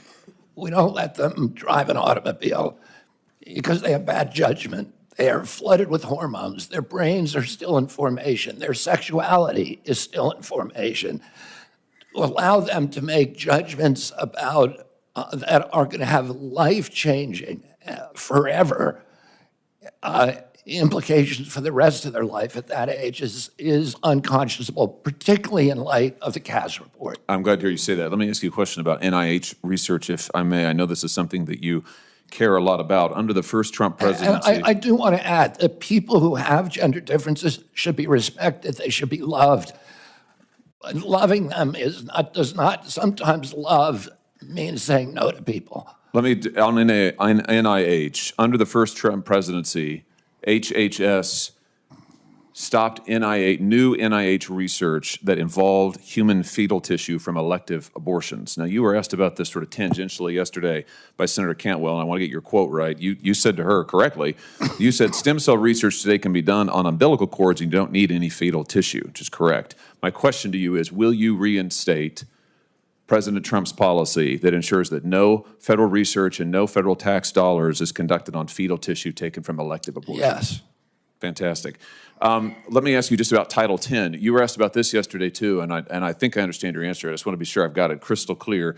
Title X, which prohibits the funding of the use of federal taxpayer funding for abortions or to flow to entities like Planned Parenthood that perform abortions or refer people to abortions. You were asked yesterday if you would support President Trump's rule that says no Title X funding for those who perform abortions or refer people to abortions. I think your answer was yes, you would reinstate that rule. I just want to be sure I'm right about that. Yes. Fantastic. Last point that I have for you. On mifepristone, the chemical abortion drug, you said yesterday that you would study its safety. I think that's good. I want to make an additional point here just about how the Biden administration changed the rules on mifepristone that I hope that you'll take into consideration, because you pointed out, I'm almost done, Mr. Chairman, you pointed out that we need to honor the wishes of voters and states and their right to set life policy. I just point out that the Biden administration's rule on mifepristone, which they did after the Dobbs decision, means that in any state, including ones like mine, where voters or state legislators say, we don't want abortion performed after a certain point, if the Biden administration rule on chemical abortion stands and you can mail in these abortion drugs without a doctor visit or referral, that means no state ban, no state decision, no voter decision is going to matter. We're going to have a one-size-fits-all policy set here in Washington. I hope you'll take that into consideration. I will implement President Trump's policies. Senator Hassan. Well, thank you, Mr. Chairman and Ranking Member Sanders. Good morning, Mr. Kennedy. Look, I want to just take a moment because, like a few of us on this dais, I sit on finance as well as help. And one of the things that was most disturbing to me about yesterday's hearing was the suggestion from some of my friends on the other side of the dais that our intense questioning and concerns about Mr. Kennedy were driven by partisanship. I have voted for 5 of President Trump's nominees to date in the last couple of weeks. One of them, the new Secretary of Transportation, was on the scene last night at DCA. Like all of us, I take really seriously our obligation for advice and consent. And I am concerned, as Senator Mullen expressed his concern, about the need for science to help us move forward on critical issues. Now, some of you are new to this committee and new to the Senate, so you may not know that I am the proud mother of a 36-year-old young man with severe cerebral palsy. And a day does not go by when I don't think about what did I do when I was pregnant with him that might have caused the hydrocephalus that has so impacted his life. So please do not suggest that anybody in this body of either political party doesn't want to know what the cause of autism is. Do you know how many friends I have with children who have autism? The problem with this witness's response on the autism cause and the relationship to vaccines is because he's relitigating and churning settled science so we can't go forward and find out what the cause of autism is and treat these kids and help these families. Mr. Kennedy, that first autism study rocked my world. And like every mother, I worried about whether, in fact, the vaccine had done something to my son. And you know what? It was a tiny study of about 12 kids. And over time, the scientific community studied and studied and studied and found that it was wrong. And the journal retracted the study because sometimes science is wrong. We make progress. We build on the work and we become more successful. And when you continue to sow doubt about settled science, it makes it impossible for us to move forward. So that's what the problem is here. It's the relitigating and rehashing and continuing to sow doubt so we can't move forward, and it freezes us in place. Now let me move on to my other concerns from yesterday's hearing. During yesterday's hearing, you really showed a lack of knowledge about Medicare and Medicaid. So what is Medicare Part A? Medicare Part A pays mainly for primary care or physicians, and then Medicare. No, so it is about, Medicare Part A is seniors coverage for inpatient hospital care. What's Medicare Part B? For physicians and doctors. Medicare care Part D That is coverage for for outpatient care and home health. So what is Medicare Part C? Medicare Part C is a program where it's the full menu of all the services, A, B, C, and D for Medicare. It is Medicare Advantage, which it's the private insurance option for seniors on Medicare. So, Mr. Kennedy, you want us to confirm you to be in charge of Medicare, but it appears that you don't know the basics of this program. So let's turn to Medicaid. The basics. No, I had to correct you on several things. Oh, you let's just turn added to Medicaid. information, Yesterday, Senator. You didn't said correct me. I didn't get it wrong. Mr. Kennedy, my time is limited, and I hope the chair will give me Is a this couple of more question, minutes. Senator? Yes, Medicaid. All right, because you're let's giving me turn very to little Medicaid. time to answer one. Let's turn to Medicaid. Medicaid, you said yesterday to Senator Cassidy, Medicaid is fully paid for by the federal government, and it's not fee for service. That statement is false. Do you now understand that that statement is false, yes or no? That Medicaid is paid for by the federal government? I believe that. You said it is fully paid for. Medicaid, in fact, sir, Well, is no, a federal-state partnership. The state has a partnership. Right, so you were Right. wrong yesterday, so you're acknowledging that that statement was false, right? I misstated something. All right, good. So yesterday, when you were questioned about Medicaid, you repeatedly dodged questions by saying you want to make it better. Republicans are circulating a proposal that would end Medicaid expansion in some states, including in New Hampshire. So I will submit this for the record, but it is important to me to understand whether you believe that taking Medicaid away from 60,000 people in New Hampshire would make Medicaid better. And would it make New Hampshire healthy again? I'll submit that for the record. Thank you, Mr. Chair. Senator Tuberville. Thank you. Thank you, Mr. Chairman. Thank you, Mr. Kennedy, for being here. Being a few months older than me, I'm going to be respectful to your elders. Not by much. Yeah, not by much, that's right. But thank you. Look at this room. We hadn't had a full room in here since I've been in here 4 years on any hearing. Thank you for bringing the light to what this is all about. It's about health in our country. There might have been a half a dozen people in the last Health and Human Services nominee. Nobody was interested. Lawyer who worked from home in California. Didn't do a damn thing in terms of what we needed when COVID was full steam. So thank you. Thank you for getting our young people involved. My two boys, 28 and 30, a year or so ago, they were going to vote for you for President of the United States. You know why? Because you're trying to save their group of people from the chemicals and the things that we have in our food. They're fired up about it. And you brought light to that. And thank God you've done that. You brought importance to what we're doing.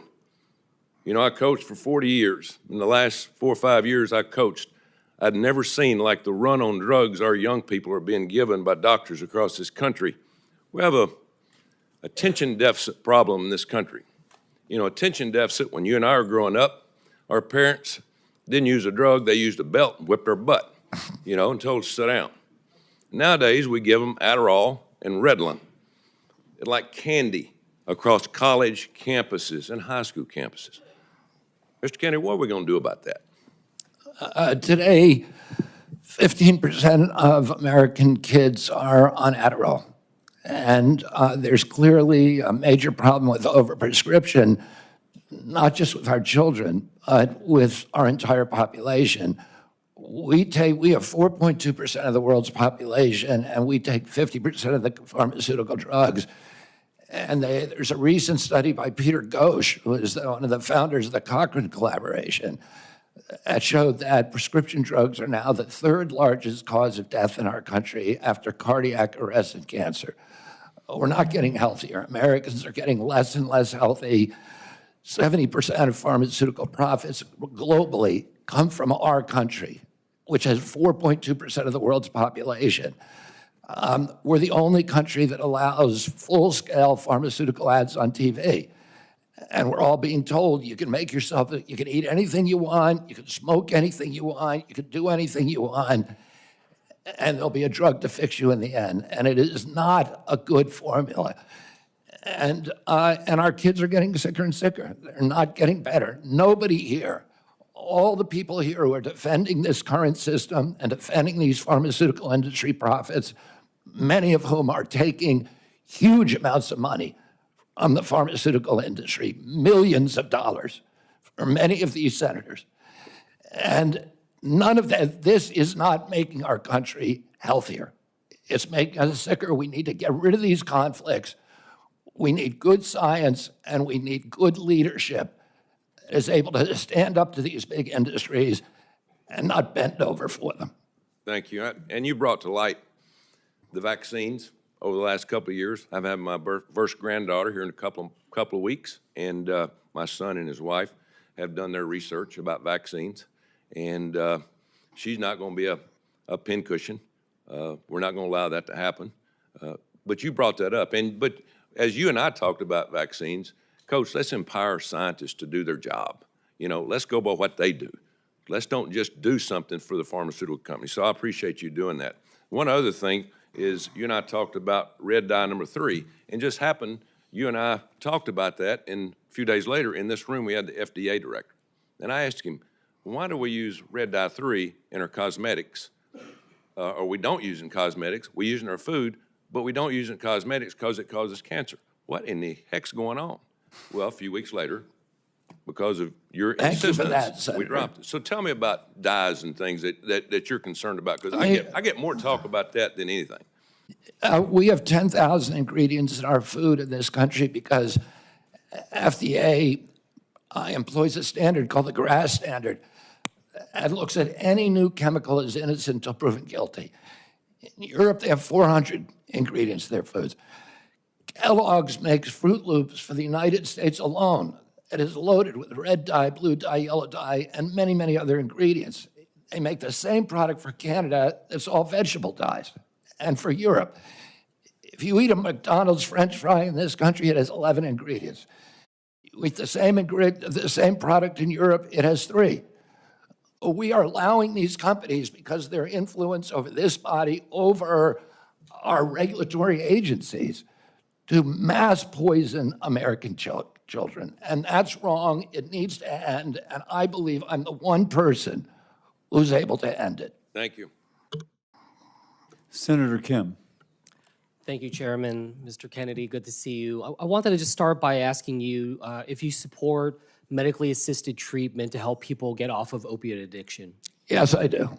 Do you think it's safe, and would you consider it to be the gold standard of the approach? The Cochrane collaboration, which is the most prestigious scientific research organization, has said that the gold standard is, has found in studies, a gold standard is 12-step programs. You need an entire menu of treatments, because many addicts will not respond immediately, at least, to 12-step programs. And for many of them, Suboxone and other, and even methadone, are critical interventions that save lives, that get addicts off the street, and they should be available as a treatment option. I wouldn't describe them as gold standard, but I would describe them as medically necessary. Well, this is something, look, I know we all take this very seriously in terms of the plight of opioid addiction in our country. And that's something that I hope we can recognize. We need to lift up more and more. I mean, NIH has said over and over again, not enough people are doing it. And in fact, an NIH published study does call it the gold standard of treating for opioid use disorder. You're on a mission against and fighting against chronic disease. You talk a lot about obesity. I wanted to get your thoughts if you support Wegovy, Ozempic, other similar types of GLP-1 drugs to fight obesity. The GLP-1 drugs, the GLP drugs, the class of drugs are miracle drugs. But I do not think they should be the first frontline intervention for 6-year-old kids, for whom they are currently. That is the standard of practice now. If every American who qualifies for a GLP by being overweight, 74% of our population asked for them, and the federal government was paying for it. It would cost over $1 trillion a year. It would double the insurance costs for employers in this country, and it would be a tsunami. And they have a lot of side effects. You said you support it, but that you don't see it being the tool of choice for especially young kids. Is that exactly. Correct? If for people who have morbid obesity, for people who have diabetes, absolutely. And they shouldn't be prescribed alone without also prescriptions for exercise, because otherwise they eat away at muscle and they're counterproductive. They go after muscle first. Yeah.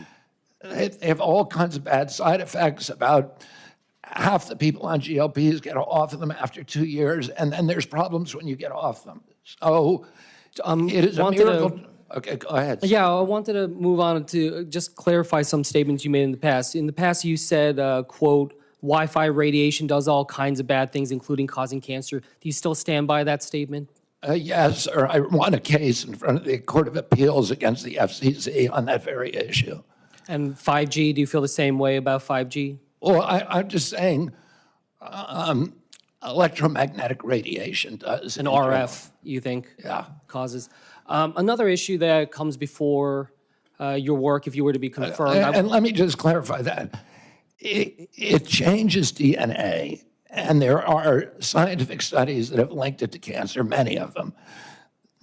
But it does other things that are, including neurological injury, that are kind of the other frontline injuries that we're most concerned about and that are best documented. One other issue that comes before your work, if you're confirmed, I wanted to ask if you would support and continue and expand CDC's role in collecting and disseminating data on firearm mortality in the United States, something that I believe that we need to study the causes of mass shootings. We need to study all the causes. When it came to, you said earlier in response on avian flu, you would continue the investments, that you would support vaccine development. I just want to clarify, does that mean you support investments in mRNA vaccine research and development? I'm not going to pick a vaccine right now. I need to look at all the data. I need to look at safety data and efficacy data, but I'm going to continue research on every kind of vaccine. Mr. Chair, I yield back.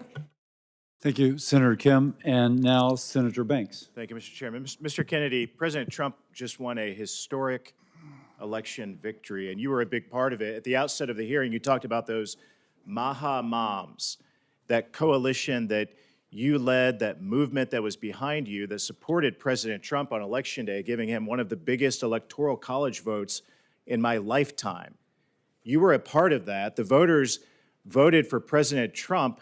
And President Trump, by the way, is a man of his word. He always follows through on what he says he's going to do. And one of the things that he said he was going to do was put you front and center in this administration to make America healthy again. And that's why At the end of the day, a lot of those moms have been here yesterday and today from Indiana to support you in this movement, and that's why you have my full support. And anything other than voting for you to confirm you would be thumbing my nose at that movement, the millions of people in this country who want us to focus on making America healthy again. One of the things I've thought a lot about, I serve on the Armed Services Committee as well. I just left another hearing with the nominee to be our new Secretary of the Army, is the national security risk of an obese nation. 70% of our kids are not eligible today to serve in the United States military, and the Army 2 years ago was 25% off of its recruitment goals, and obesity among our kids is one of the reasons why. And I think you would agree, my first question for you, this epidemic in this country is as much of a public health risk as it is a national security risk. Would you agree with that? Absolutely, Senator. And like I said, well, I didn't say this. When my uncle was president, 3% of Americans were obese. And today, 74% are obese or overweight. In Japan, 3% are obese. So other nations, what we're seeing here is not happening elsewhere. And American kids did not suddenly get gluttonous and lazy. Something is poisoning them. And we need to figure that out. And then we need to end those exposures. We need to do gold standard science. And all of these moms recognize that we now have a unique opportunity in history, where history now is at an inflection point, where we have a unique opportunity to reverse this epidemic. And we know what we have to do. We have to study the additives. We have to end the conflicts of interest on the nutrition panels and on the drug panels that are loaded with people who have corrupt entanglements with the industries they're supposed to regulate, that have turned these agencies into sock puppets for the industries they're supposed to regulate. We need somebody who can come in, who can break that inertia. We are attracting the most talented group of people who work in NIH and CDC and FDA in modern history. And people who are not coming there for jobs, they're innovators, they're disruptors, they're entrepreneurs, and they're coming in not because they want position, but because they actually want to change things and give us gold standard science and make America healthy. And I know you agree that fitness is a part of that, a major part of that. Absolutely. My uncle started the Presidential Council on Physical Fitness. I won a contest when I was in school. I got an award for it, and it was a piece of pride for me. And for many people in my generation, I'm sure Coach, won his presidential. I want to move on. I want to move on to another national security threat. The biggest existential threat to America is the Chinese Communist Party. And right now we're importing 1/3 of our medicines from China. And even more of our generic drugs come from China. It's a public health risk and a national security risk. What can you do as HHS Secretary to reduce our reliance on China and help our domestic manufacturers? This is a huge priority for President Trump. He sees this as perhaps our greatest national security vulnerability. And over the past few years, so much of our essential medicines, the production of them and the supply chains have been exported to China.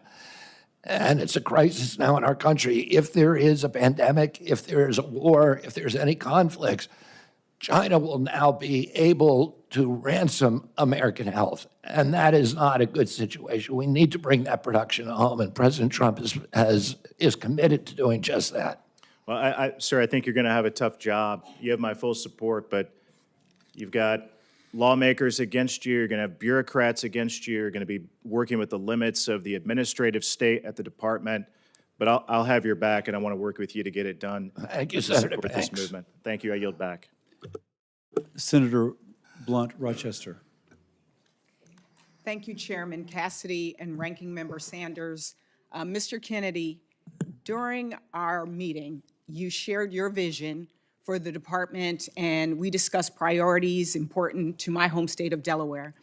But I must say, as a former cabinet secretary and a health official in my state, and listening to your answers today in this hearing, I am deeply concerned and shocked by your apparent lack of understanding of, frankly, some of the basic responsibilities of the department. It's one of the largest, most complex, and it is vitally important. And yesterday, during your finance hearing, and today, you confused details about Medicare and Medicaid. You didn't know what authorities you have under the Emergency Medical Treatment and Labor Act, known as EMTALA, and you made false claims about the safety of mifepristone. However, what concerns me the most as a mom and a first-time grandmother is your decades-long track record of promoting vaccine misinformation and profiting from it, despite the harms that it may cause to American children. And with that, I'll turn to my questions. In yesterday's hearing, you did not seem to know anything about EMTALA, even though I raised it with you during our meeting last week. So I'll give you another opportunity. Yes or no, do you believe that a person presenting to an emergency room with a severe illness should have any type of emergency care needed to save their life? Any American who the Yes law or no? says. Yes. I'm answering the question. Any Yes or American, no was the direction. under the law, every American who presents to an emergency room must be treated, and I can enforce that law, and I believe that's the right thing to do. Do you agree that a person who is experiencing severe pregnancy complications should be able to receive emergency care to save their life if that care is an abortion? My understanding of President Trump's policy is that I'm not asking women, you President Trump's policy. I'm asking you, what do if you, what do you believe? If it's necessary to save the life of the mother. Okay, so you of do course, believe, yes. yes, they should. Do you commit to ensuring that pregnant women will have access to all necessary emergency care, including an abortion, if it is required to save their life or preserve If it's their required health? to save their life. And would you agree that the ability to provide quality emergency care for pregnant women is essential to preventing maternal mortality? Providing care for pregnant women, we should be providing care for pregnant women. President Trump wants to do that. Bottom line for me, women should not be forced to rely on emergency airlifts to other states for life-saving care. And to be blunt, in our meeting, your lack of understanding really, again, was very concerning.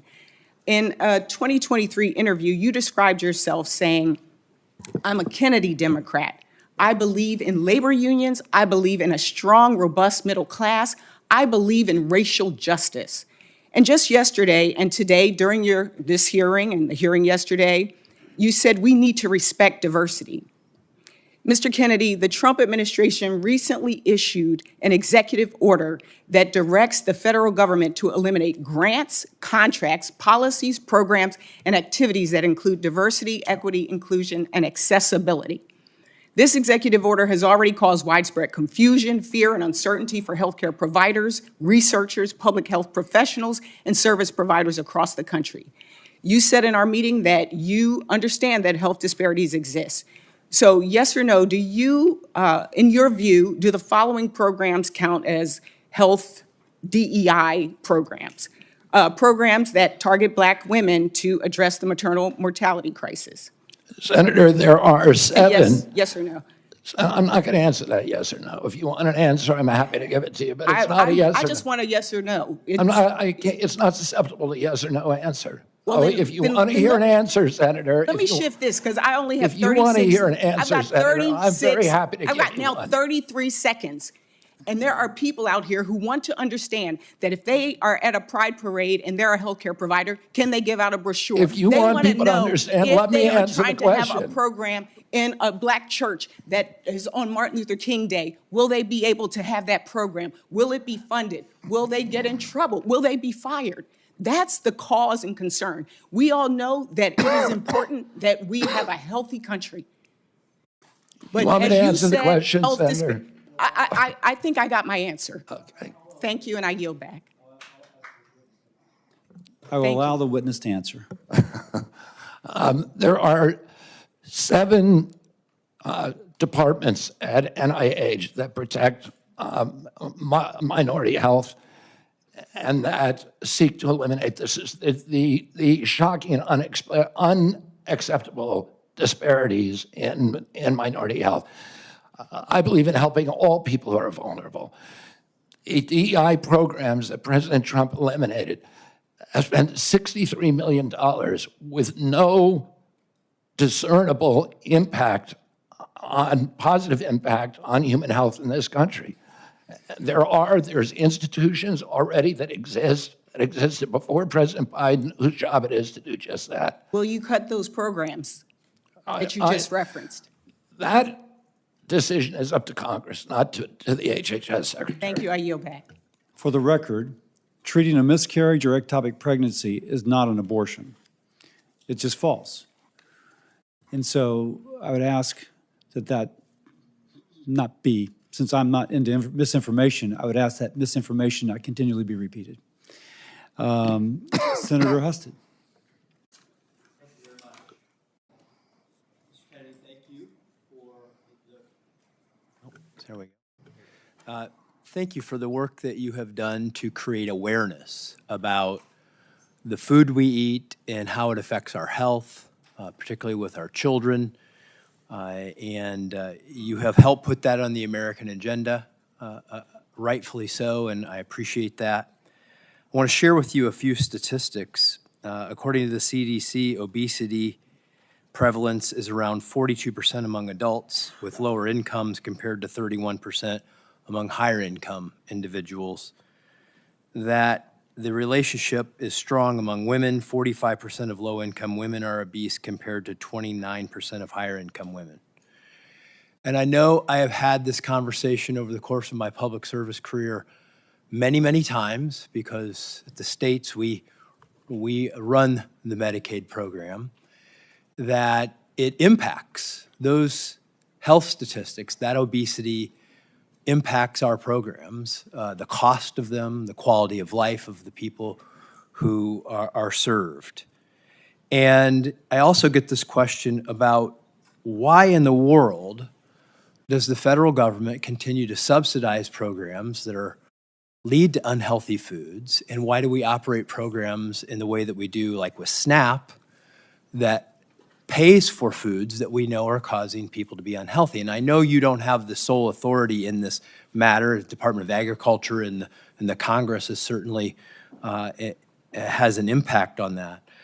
But could you just shed some light on how you see your role in trying to impact that? Because we see that these policies are disproportionately affecting poor people, and the inability to change them and make America healthy again is having a disproportionate effect not only on them, but the cost of all of these programs we're trying to maintain. Thank you for the question, Senator. The NIH has been diverted into away from studying the etiology of chronic disease. So there's almost nothing at NIH, very, very little, a low percentage of its budget, a $42 billion budget that is devoted to finding out why we're having this obesity epidemic. We know it's an environmental toxin. Epidemics are not caused by genes. That genes may provide a vulnerability. You need an environmental toxin. Why aren't we devoting science to finding out what those toxins are and then eliminating them? And, the focus is on infectious disease and we almost altogether ignore chronic disease, which causes 92% of the deaths in this country. And during COVID, we had the highest death rate of any country in the world. We had 16% of the COVID deaths. We only have 4.2% of the world's population. No country did as poorly as us. When you ask CDC, why is that? They say because we are the sickest people on earth. The average person who died from COVID had 3.8 chronic diseases. American blacks were dying from COVID greater than almost any population in the world, about over 3,000 deaths per million population. The only people worse are Indian reservations, which have an even higher rate. And the only person who did worse globally were Samoans. We had the American blacks were disproportionately impacted because they disproportionately have diabetes, obesity, cardiac illnesses, and other chronic disease. We need to start studying those, and we need to get rid of the conflicts in the agency that obstructs those studies, and that that are focused on advancing the mercantile interests of the food industry and the pharmaceutical industry rather than the health of the American people. Well, I would ask you to take, if confirmed, to take a leadership role across the agencies to advise us on what policy changes we must make to both not make it worse, but to make it better. Because we subsidize, literally, we have policies as a government that encourages the production of foods and the sale of foods, particularly our poorest Americans, that lead to these problems. We are literally creating the problem that we're trying to solve, and your recommendations would be very much appreciated. We already have liaisons with the USDA, with Brooke Rollins, so that we can, with whom I have a very good relationship, so that we can work collaboratively to reduce the chronic disease and the exposures that are causing them. Thank you. Senator Hickenlooper. Thank you, Mr. Chair. And thank you, Mr. Kennedy, Bobby. We share a mutual oldest best friend, and I respect that affection that you have for him very, very much. You did talk a little longer in your introduction, so I'm going to try to urge concision, because I've got 3 or 4 questions. As I said when we met, I'm still very concerned about the issues around vaccination. But I thought I'd start with the ability of Medicare to negotiate drug prices, which was finally okayed in 2022. We'll save Medicare plan $100 billion in the next 10 years, probably $1.5 billion out of consumers' pockets, Medicare patients, in just 2026 alone. Yesterday, you said that the Trump administration had issued a statement to lowering the cost of prescription drugs and continuing the negotiation program. I went back and looked at that, and it was a statement that mentioned increasing transparency and then said they would solicit feedback on the Medicare drug price, but nowhere did it say in the statement that the administration was actually going to commit to lowering prices. So is that something you still feel that negotiation program and lowering those prices is important? I've spoken to President Trump about negotiations. He's absolutely committed to negotiating lower drug prices. Great. I appreciate that. You've also spoken much on the need to focus on prevention of chronic disease, which I think everyone shares. The MAHA movement is alive in Colorado as well as everywhere else. People are frustrated by the fact that for every dollar we spend on healthcare in this country, and it, as has been previously said, it's often double any other country, only a nickel goes to prevention. So when you look at that $100 billion that's going to be saved over the next 10 years through the negotiation of pharmaceuticals, do you have any ideas of how we could put that towards prevention, that revenue? Well, that's a really good question, Senator Hickenlooper. I mean, there's 2 things. There's 2 I'm going to give you 40 seconds because I've got 2 more questions. I mean, we can do Medicaid, Medicare, and Obamacare should be we should be moving to value-based care, which includes prevention. And then the other arm is at NIH, CDC, and FDA, which should identify the toxins that are contributing to chronic disease and eliminating them. Great. Another short question with mifepristone, which has been described and discussed a lot already. And I understand your commitment to follow the policy of the president. But he has other tools at his behest.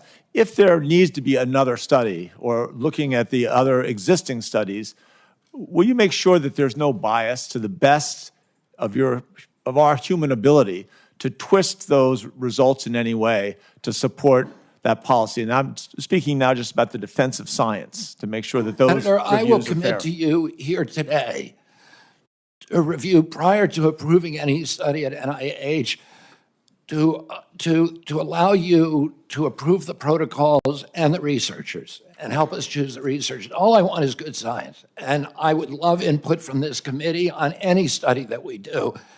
There's many ways that studies are flawed, and you can correct those at the outset in a lot of ways. So absolutely, I will work with you to make sure that it's science that you're satisfied with and I'm satisfied with. That shows that this is the first time you're being considered for a cabinet position, because no other person would ever solicit and willingly approve our participation. Well, I'm going to make that commitment. I know the hazard of it, but I'm going to do it anyway. I'll hold you to it. Now, let me get to the vaccines, and I think this is crucial, because I think there is widespread distrust and increasing distrust in the scientific community. I am a scientist. Some have argued that I'm the only scientist in the Senate left that is actually, I've written research papers in peer-reviewed journals. I think I understand how it works, and it is a healthy skepticism is useful, but we want to make sure that's a healthy skepticism. And yesterday in the discussion about Lyme disease, you said that in your discussion that it was formulated to be a militaristic bioweapon, that you had heard that in 3 books, but you hadn't read through. And I think at a certain point, if you're going to be an activist, or some people would say a prophet, that what you say becomes promoting something, promoting an idea. And I think when you've only read 3 books, or little bits of the 3 books, not the whole 3 books, isn't that reckless? I mean, isn't that, there's something about, aren't you then promoting this anti-science, this conspiracy about Lyme disease in this case, but the same thing about some of these vaccine issues? Like I said, I never endorsed the issue. I said it's out there. For me not to acknowledge that is a form of manipulation. For me to say there is no question here, the government proclaimed orthodoxy is true. Anybody who believes it is a dissident. I'm going to have time, and I appreciate the things. I just leave it that just because we do have one out of 36 kids that, again, we can't explain what it was, it's not fair to put that blame onto all kinds of things, but focus on vaccinations. I yield back. Dr. Moody, Senator Moody, I'm sorry.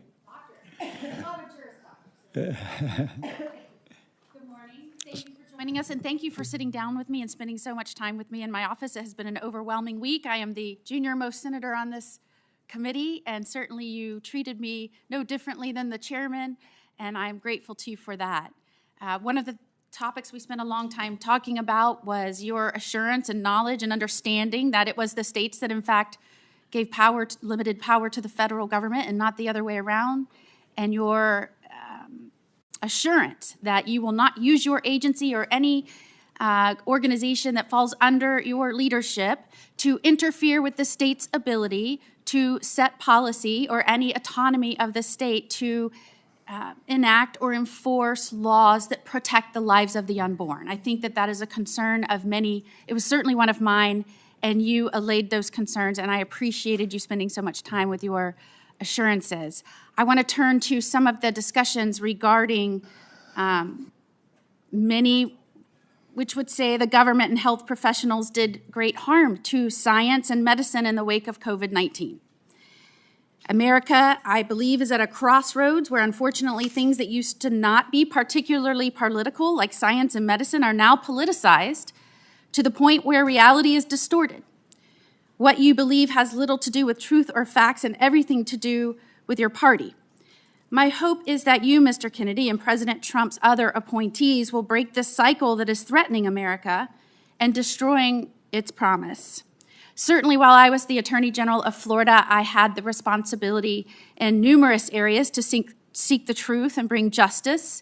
Working with Governor DeSantis and other leaders, we launched grand jury investigations. And I want to bring your attention to one of those grand jury investigations that dealt with COVID-19 and the actions of government officials and Big Pharma. And remember that a grand jury investigation is made up of lay people, 18 in this instance that were brought from different communities in Florida. And I just want to read into the record one paragraph for your consideration.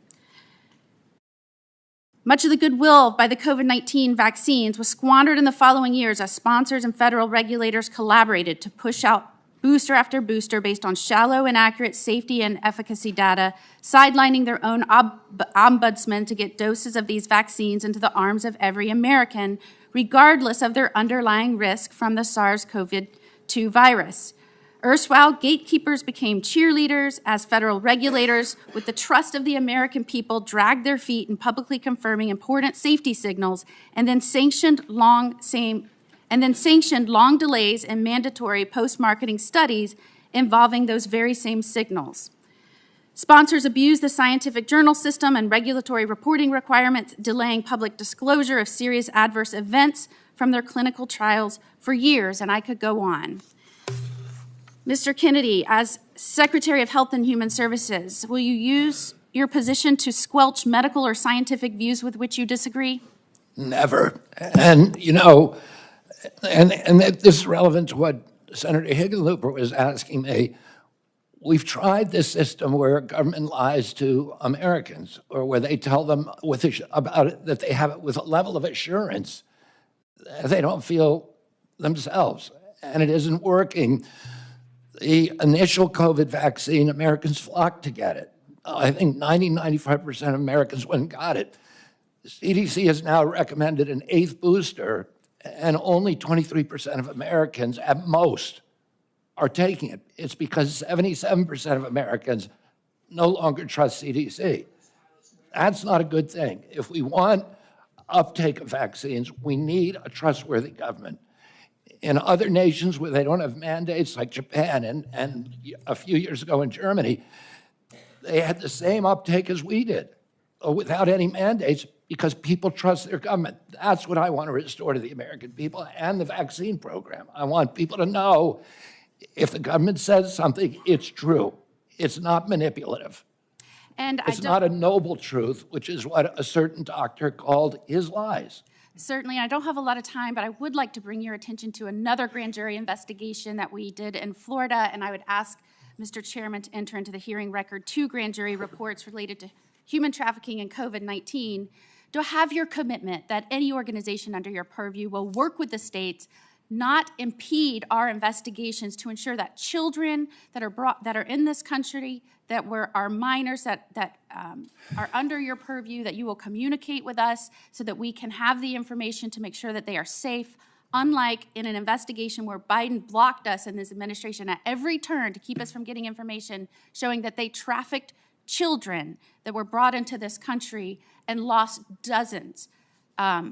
Tens of thousands of children, lost track of them, and never gave us in DCF in Florida the information so that we could protect them. Do I have your word that you will protect children if you're given that responsibility? Absolutely, and President Trump is determined to find the 300,000 children who were lost over the past 4 years and to return them to their parents. That's it.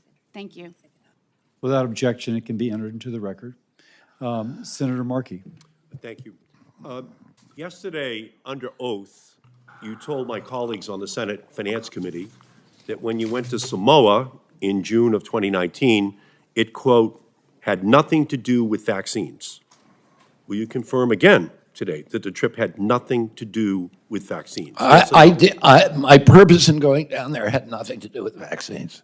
Well, I have in my hand a blog post in 2021 in which you say the anti-vaccine group Children's Health Defense, which you ran, offered to fund the purpose of the trip to Samoa. And in the same post, you state that the trip was ultimately arranged by an anti-vaccine activist. And during the trip, you met with an activist who later compared vaccine mandates to Nazi Germany. And during that trip, you also discussed vaccines with the Prime Minister and the Director General of Health of Samoa. The Director General of Health said you specifically discussed your views on vaccine safety fears. And with unanimous consent, I will submit those blog posts, Mr. Chairman, into the record. Without objection. Can I reply to that, Senator? I'm going to ask you again. I'll ask you again. Did the trip have nothing to do with vaccines, as you told my colleagues on Senate Finance yesterday? Nothing to do with vaccines. And if you want me to explain, I will. Did it have anything to do with vaccines? No, it did not. It did not. Well, my purpose in the trip was not to. I ended up having conversations with people, some of whom I never intended to meet. Well, again, an anti-vaxxer helped finance your trip. Well, you call them an anti-vaxxer. That's not what they would call themselves. They call themselves safe vaccine advocates. I went down there, a CHD, which was that group, offered $6 million to obtain a grant for $6 million to install to digitalize the health records of Samoa. Well, let me just go on. I want to state-of-the-art medical informatics system. Thank you, And that Mr. was the Kennedy. purpose of Thank you, my Mr. trip, Kennedy. Senator. I got it. Thank you. So let me just follow through now, 2019. So now in October of 2019, the CDC declared a measles outbreak in Samoa. And in November, Samoa started a mass vaccination campaign to stop the outbreak. That same month, November of 2019, after 16 people had already died from the outbreak and Samoa was trying to respond to the crisis, you sent a letter to the Prime Minister of Samoa stating that, quote, "It is a regrettable possibility that these children are causalities of the vaccine." By unanimous consent, I will introduce that letter into the record. Without objection. So as Samoa was trying to contain the outbreak, you were saying that it was the fault of the vaccine rather than the absence of vaccinations that caused the outbreak in Samoa in the same year you visited Samoa. And I replied to that, Senator. Let me just finish. The death count in Samoa grew to 83. And ultimately, volunteers in New Zealand sent tiny coffins to help bury the dozens of children who died. And the Samoan Director General of Health later said, with his last name and the status attached to it, people will believe him. People will believe Robert Kennedy. And a New Zealand vaccinologist later said, the impact of your role was devastating. So your name and your profile helped fuel a measles outbreak. You scared people from taking a vaccine. It slowed the public health response, and children died. You've taken no responsibility thus far. And if an outbreak occurs in the United States, I have no evidence that you would not use your role as secretary to spread dangerous misinformation. So that one incident, from my perspective, disqualifies you from holding any position in healthcare, much less the #1 health official in the United States. And 75 Nobel Prize winners in science have said very clearly that you should not be confirmed, that it would be dangerous for you to have And you should look at their conflicts, Senator.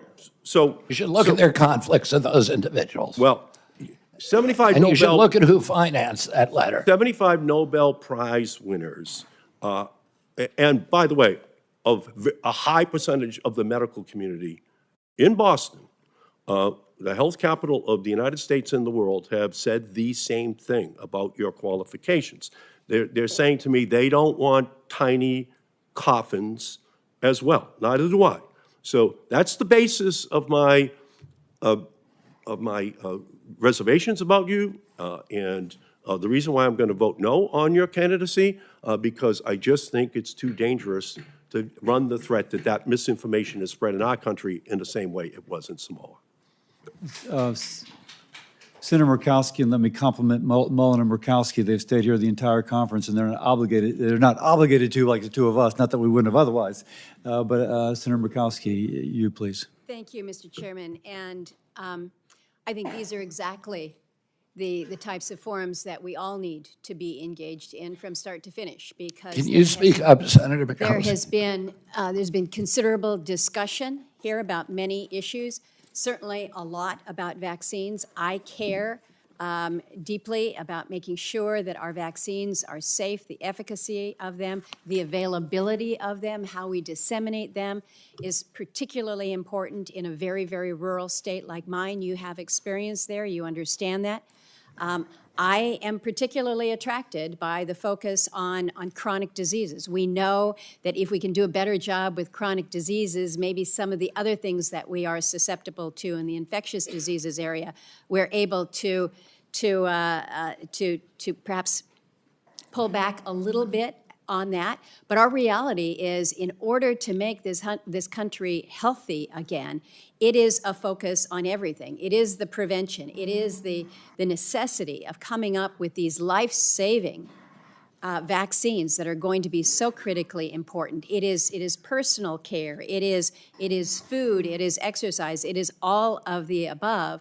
And we got to figure it out together. We do need to shake some things up, but we also need to give a level of confidence. And this is what I'm hearing from so many of my colleagues who have raised the issue of vaccines. We have made some considerable gains in my state of Alaska with vaccinating the many people in very rural areas where one disease outbreak can wipe out an entire village. We saw this in 1918 with the Spanish flu, and that's why everyone was rattled to the core. Villages were shut down entirely during COVID because of the fear of transmission. And so they're looking for these life-saving ways and means. And so when there is a lack of confidence, when there is a doubt, it's like, well, what do I do? And so we're pulling back then on, again, these areas where we can work to prevent some of these deadly diseases that we thought we had wiped out years ago. We have dramatically reduced diseases in my state like Hep A and B and meningitis. We're just now getting through a tough bout of whooping cough that came around to the state. Now there's a scare in the peninsula in Alaska about a measles outbreak. So we can't be going backwards with our vaccinations that will allow for this level of prevention and protection. So I'm asking you, you are clearly an influencer. You are clearly an influencer. You would not be in this position today. But you can see how your podium, your platform, your voice can influence so many. So I am asking you on the issue of vaccines specifically to please convey with a level of authority and science, but also with a level of conviction and free of conflict and free of political bias, that these are measures that we should be proud of as a country. Proud of as a country. Look to what President Trump was able to do with the COVID vaccine. It was extraordinary, and it did save lives. I need time for a question, so I'm asking you to focus on how you can use your position to provide for greater levels of confidence to the public when it comes to these life-saving areas. So I'm going to pivot to a question that you can answer. This relates... I can answer that one, too. No, I know, but I have 43 seconds, and no one has talked about our Native populations. When you look at our health statistics, whether it's Alaska Natives or whether it is American Indians, our health statistics in this country, you know very well, because we talked about them, are not where they need to be. And it's in all categories. It's infectious disease, it's tuberculosis, it's Hep C, it's mental health, it's depression, it's substance use, it's sexually transmitted diseases, it's hypertension, stroke. It is so deep, and it is so challenging, and it is so hard. You have received support from Native American tribes. You have been in these areas. You have been quoted, and I'd like for your comment on this, as quoted saying, as far as budgeting for Indian country, you said you would immediately triple the budget to support tribes. Can you expand on this pledge and the commitment? Because this is an area where we have truly left our Native people behind when it comes to their health and their health outcomes. Thank you, Senator. And you know, this is an issue, as you and I talked about, that is very important. It's always been a priority for me. I spent 20% of my career working on Native issues. I was one of the founding editors of Indian Country Today, which is the biggest Indian newspaper. My father and uncle, Ted Kennedy, my father, were deeply, deeply critical of the functioning of the Indian Health Service back in 1968 to 1980, and nothing's changed. Nothing's gotten better. I'm going to bring in a Native at the assistant secretary level. I'd like to get him actually designated as a assistant secretary for the first time in American history. Make sure that all of the decisions that we make in our agency are conscious of their impacts on the First Nations. I've spent a lot of time in your state. It's my favorite place to go.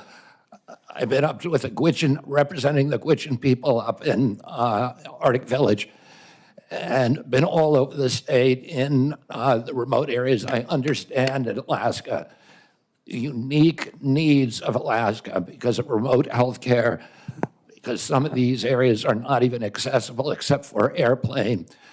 That they don't have ambulance services, that the federal government needs to pay attention to financing transportation in the unusual ways that are required there, and that we really need to focus on telemedicine and AI.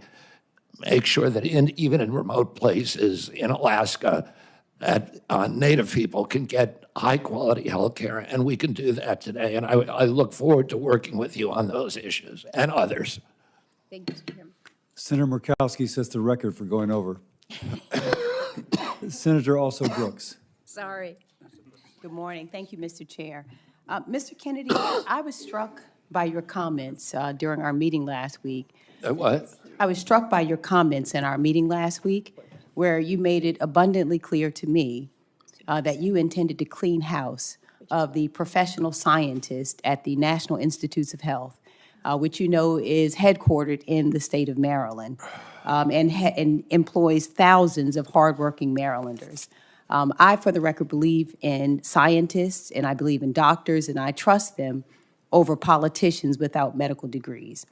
You talked about bad science and bad scientists, and in fact, you specifically said to me in response to my question that you intend to replace the bad scientist with the good scientist. And so I want to ask you, in your opinion, what makes a scientist or a doctor qualified to serve at the National Institutes of Health? A scientist who's devoted to empirical methodology, to evidence-based science, scientists who understand the importance of replication, the importance of publishing raw data and being open and transparent about it, the importance of publishing peer review. We have, NIH has overseen over the past several years the decline, the precipitous decline in American health. There's 91,000 people at HHS, and are you suggesting that some of them should not be held responsible for that decline? They were in charge of protecting our health. Let me just insert here. Let me just finish. But let me just say saying this, because I only have 3 minutes left. I don't set the rules here, but I ask the questions. And the question is really whether you intend, as you said, to substitute essentially your judgment for the judgment of these professional scientists and doctors. I'm not going to substitute my judgment for science. Of course, I'm not going to do that. What I'm going to do, listen, the New York Times just did an article last week talking about the fraud, the 20-year fraud, 800 fraudulent studies produced by NIH on amyloid plaques, and not allowing any other hypothesis about the cause of Alzheimer's to be explored. Well, how will you decide, Mr. Kennedy, which scientists are bad scientists? Are they the ones who disagree with you? The ones who are corrupt, the ones who have been doing science like the amyloid plaque studies that were fraudulent. Well, these doctors, let me ask you a question. Do you have a medical degree? Do I know? Okay, let me go to the next question. The Heritage Fund has compiled a watch list of federal employees to go after federal staff. Is there a watch list for federal staff at HHS? Not that I know of. Have you or has anyone in the administration developed a list of career scientists or federal staff that you would target for termination? Not that I know of. And let me just ask you another question. Now, your failed presidential campaign has been raising money to try and cover your debts. And you were questioned about this yesterday and failed to answer a question that Senator Warren asked you. And so I want to ask you again regarding these emails that you have sent to raise money. How much has your presidential campaign made fundraising off of this administration's complete disregard for the workforce at HHS? Excuse me? I didn't hear the question. The last part. How much money has your presidential campaign made off of fundraising, off of this administration's complete disregard for the workforce at HHS? Zero. Okay, Mr. Chair, I'd like to ask unanimous consent to enter into the record 2 emails from this week and the week before regarding fundraising that you are currently doing through your presidential campaign. Without objection. And finally, I want to ask you, I have you said you were on a show on February 26, 2021, an interview with Dr. Judy Mikovits, where you said the following, and I quote, "We should not be giving Black people the same vaccine schedule that's given to whites because their immune system is better than ours." Can you please explain what you meant? There's a series of studies, I think most of them by Poland, that show that to particular antigens that Blacks have a much stronger reaction. There's differences in reaction to different products by different races. So I have 17 seconds left. Let me just ask you then. So what different vaccine schedule would you say I should have received? What different vaccine schedule should I have received? I mean, the Poland article suggests that Blacks need fewer antigens. This is so dangerous. So you get the same measles vaccine. Mr. Kennedy, with all due respect, that is so dangerous.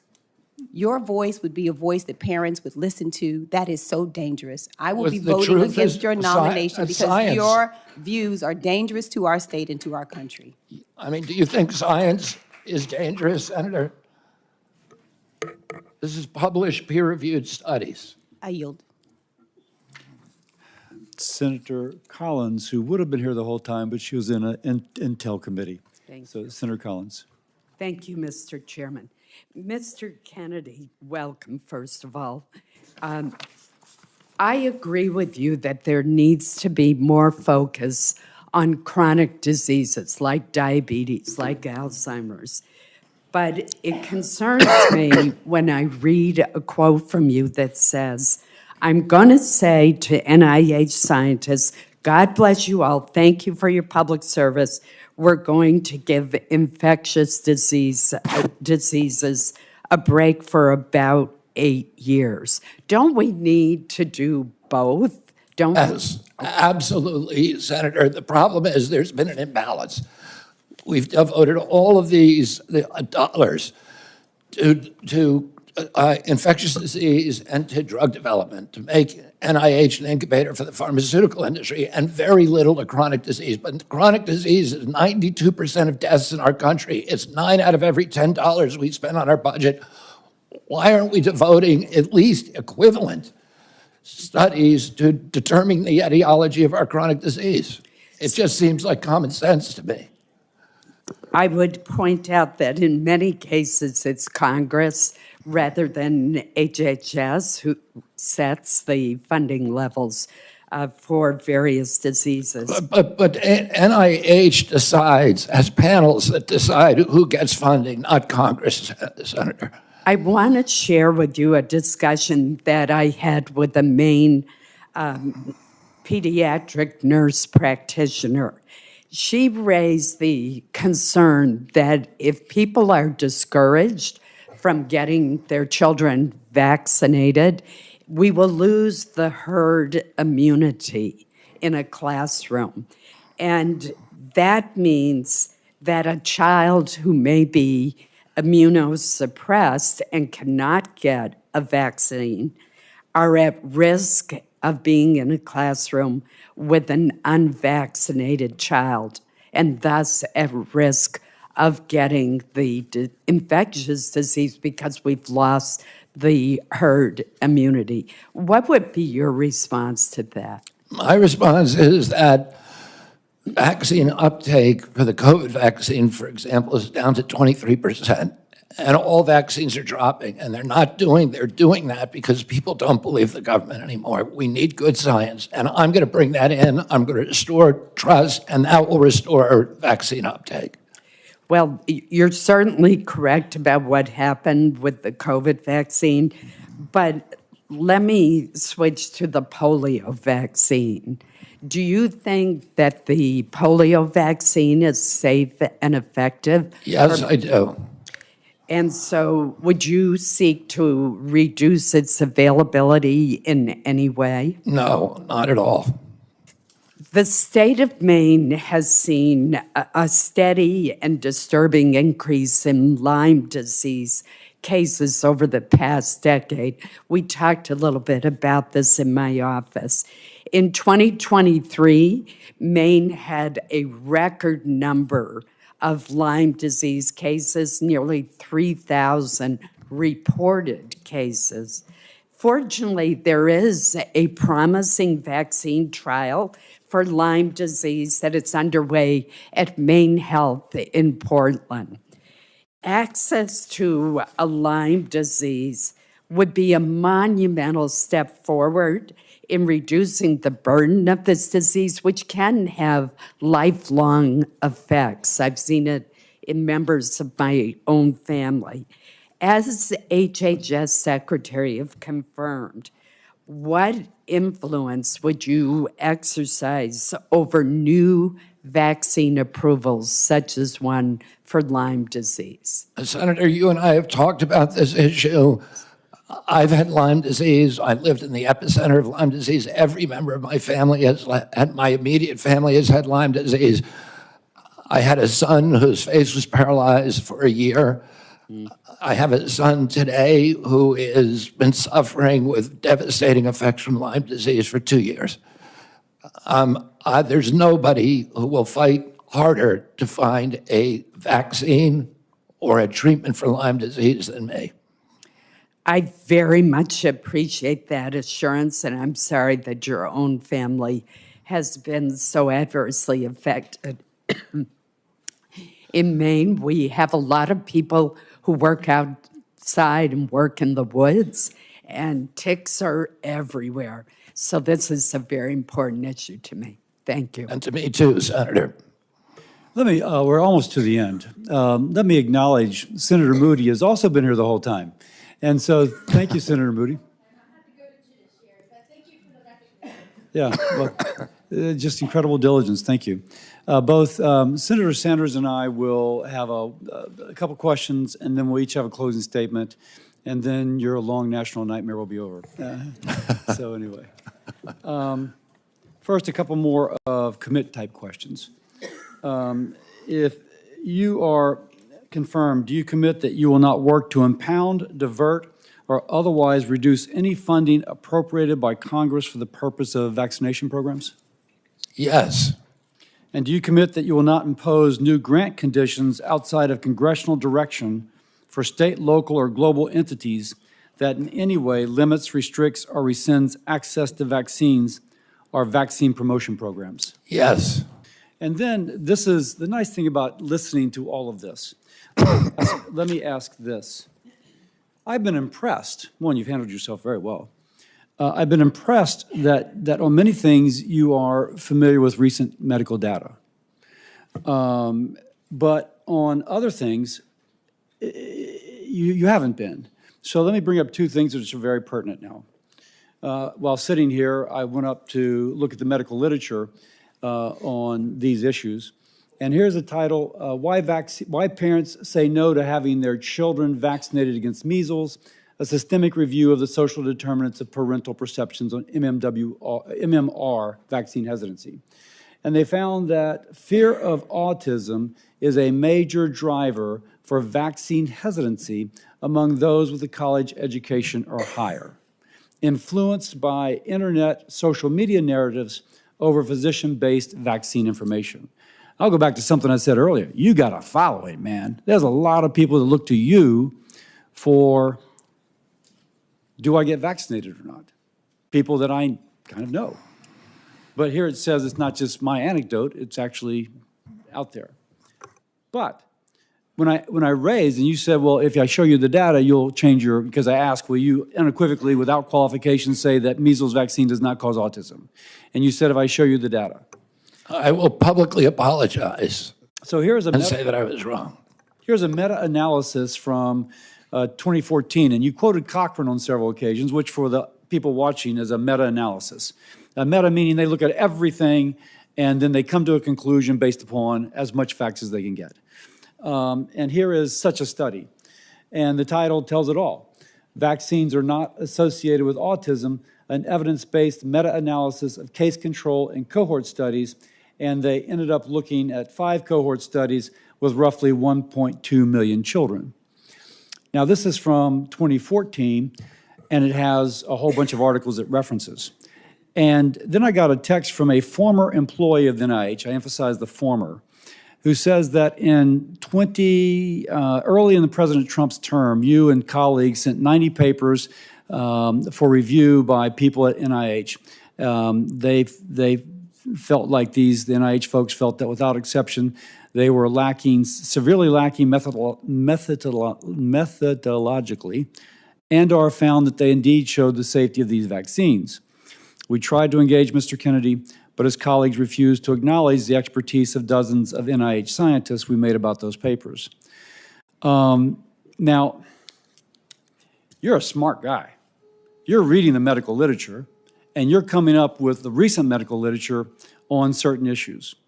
But here is both older article, summarizing lots of older articles that have come out since the original refuted Wakefield article in The Lancet regarding measles and autism.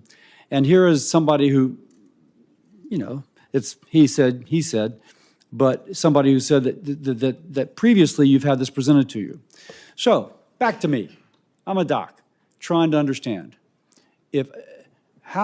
Convince me that you will become the public health advocate, but not just churn old information so that there's never a conclusion, as Senator Hassan suggested, but that will become the influencer for people to believe, no, there's 1.25 million kids studied and there's no autism associated with measles.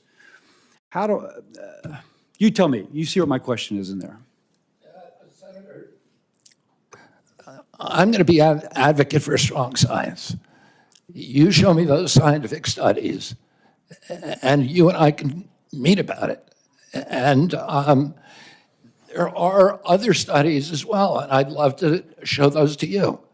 There's a study that came out last week of 47,000 9-year-olds in the Medicaid system in Florida. I think a Louisiana scientist called Mawson that shows the opposite. So there are other studies out there. I just want to follow the science. And I will do, if the science says that I am wrong about what I've said in the past, as I said, I will publicly apologize. There's many times I've been wrong about science. If you look at my Instagram account, when I'm wrong, I apologize for it. And I say I was wrong. I don't have any problem. Science is a process of challenging hypotheses with new evidence. And scientists have to be able to admit when they're wrong. Epidemiological studies, the Institute of Medicine has said repeatedly in 2013, 2017, when they investigated this, has asked CDC to do certain studies, animal studies, bench studies, observational studies, studies of the vaccine safety data link. CDC has not done that. Oh, I want them to do that, and I want the best science. I can guarantee you, on my word of honor, that if you show me science that says that I'm wrong, I'm going to say I was wrong. I don't have any problem. There's nothing that would make me happier. We need to be able to look at the science and get IOM involved, the National Academy of Sciences. They're the ultimate arbiter of safety. What was that? One of the things we need to do, I think, is a subject that we haven't talked about here. Why don't we know what's causing this epidemic? Why hasn't the CDC been looking at other hypotheses to determine the etiology of why we've had this dramatic 1,000% increase in this disease that is destroying our kids? Is probably the biggest issue. Why don't we know the answer after 30 years of steady rises in autism rates? Why don't we know the answer to that? We should know the answer. What was that? What was that last article? Did you mention that article? Is by Mawson, Mawson. And it's regarding measles and what? No, it looks at the entire schedule and it says it's a study of 9-year-old boys, 47,000 9-year-old boys from the Florida healthcare data. Okay, let me, Senator Sanders. Thank you. And I find myself in the unusual and uncomfortable position of having to agree with Senator Cassidy's line of questioning. Mr. Kennedy, in an interview in July 2023, you stated, quote, "I do believe autism does come from vaccines." And you have, the end of quote, and you have praised a gentleman named Andrew Wakefield for his research. What studies, you talk about the need to be science-based, to get our information, good information to make decisions. What studies have you utilized to come to the conclusion that vaccines cause autism? I'm happy to sit down with you. No, please, just answer me that. I mean, look at the Mawson study, Senator. The what? Yeah. Mawson, just look at that study. Yeah, I will, and that was published. But I don't want to, I wouldn't rest on a single study. Right. And all studies can be methodology. Okay, don't mean to be rude, I don't have a lot of time. Just saying You would not be, I just heard you say you could not be happier if you were proved wrong. Mr. Chairman, I asked to put into the record 16 studies done by scientists and doctors all over the world saying that vaccines do not cause autism. Are you happy with that objection? Look at the IOM assessment of those 16 studies, Senator. The IOM has assessed them. But listen, let me get to it. Don't have a lot of time. I apologize. I'm happy to talk to you at another time. Don't have a lot of time. Let's talk about COVID. And I just want clarity on the issue. And again, I apologize. You have to be brief. We don't have a lot of time. Scientists have estimated that the COVID vaccine saved 3 million lives. President Trump said the COVID vaccine was, quote, one of the great miracles of the ages, end quote. You have said the COVID vaccine was the deadliest vaccine ever made, end of quote. Was the COVID vaccine the deadliest vaccine ever made?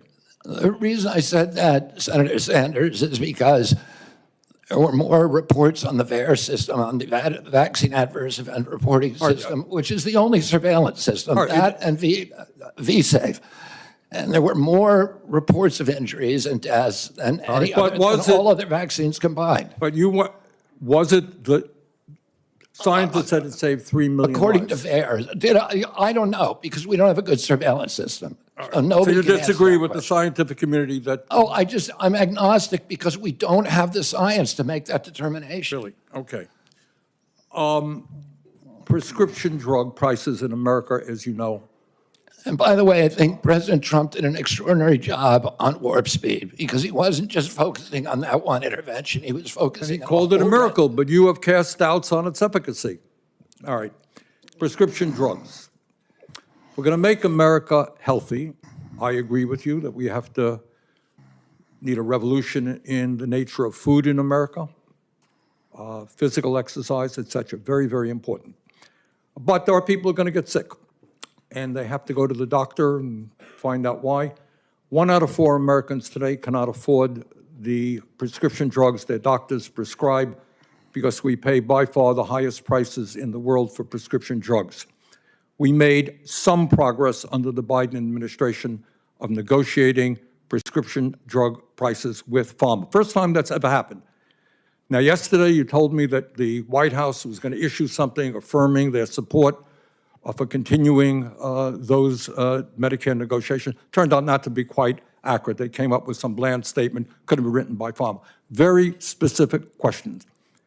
Do you believe and will you insist that Medicare continue to negotiate prices with the pharmaceutical industry so we can substantially lower prescription drug costs in America? President Trump has made it very clear to me that he wants to negotiate prices. Negotiate is a big word, Bobby. It's a big word. It's the word you just used, Senator. Yeah, but no, I use defend a particular law. Will you defend the law in the Inflation Reduction Act, which already is negotiating prescription drug prices. President Trump wants us to negotiate drug price. He wants to But you're lower not- drug prices. So you're not telling me that you will defend the law that we passed, which has already had significant success? Well, Congress, look, I'm going to comply with the law, Senator. Congress passed the law. I'm swearing an oath to the Constitution. I'm going to comply You're with the going to have a laws. significant influence on healthcare policy if you are. And I'm going to confirmed. comply with the laws.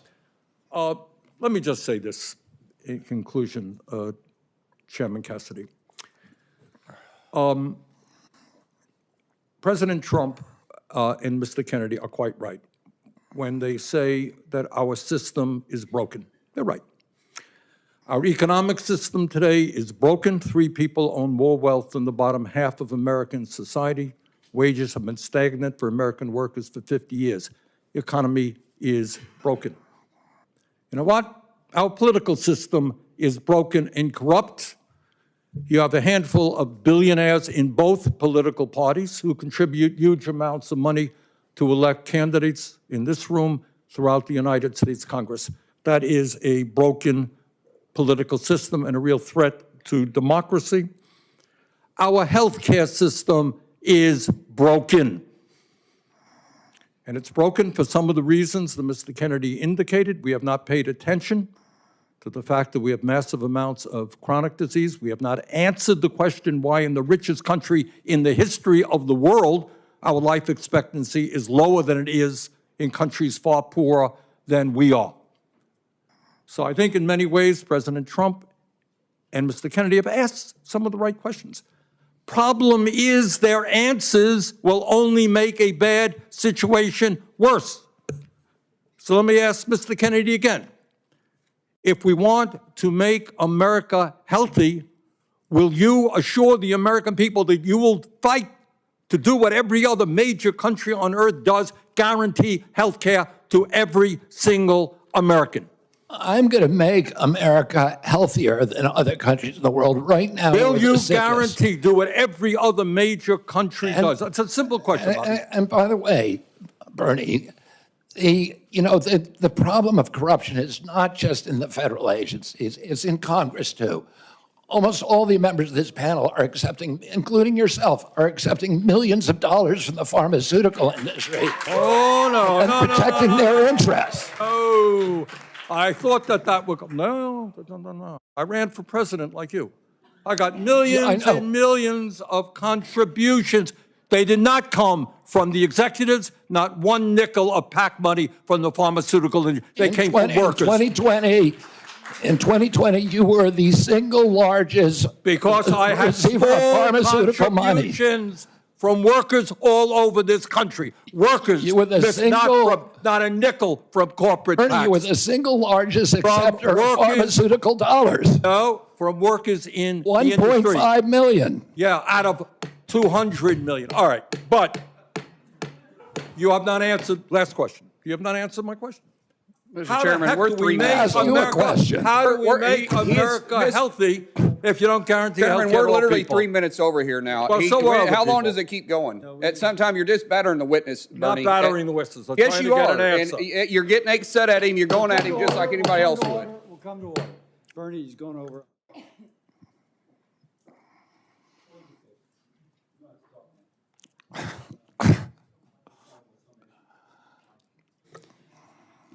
Before I ever entered politics, before I was ever thinking about running for office, I practiced medicine for 30 years. I worked in public hospitals in California, Louisiana, specializing in liver disease, caring for those who otherwise would not have had a specialist. If you will, dedicating my life to saving lives. That is, being a doctor. That ethic guides me now. In my opening statement, I told the story of my patient, an 18-year-old girl with acute liver failure from hepatitis B being air ambulanced to LSU Shreveport Hospital for a liver transplant. Now, let me finish the story. Her mother wasn't allowed to fly in the helicopter, so her mother drove the 3 hours from Baton Rouge to Shreveport. Now, when she arrived, they let her visit her daughter before she went back to the OR. And the mom goes in to say a prayer, squeezes the daughter's hand.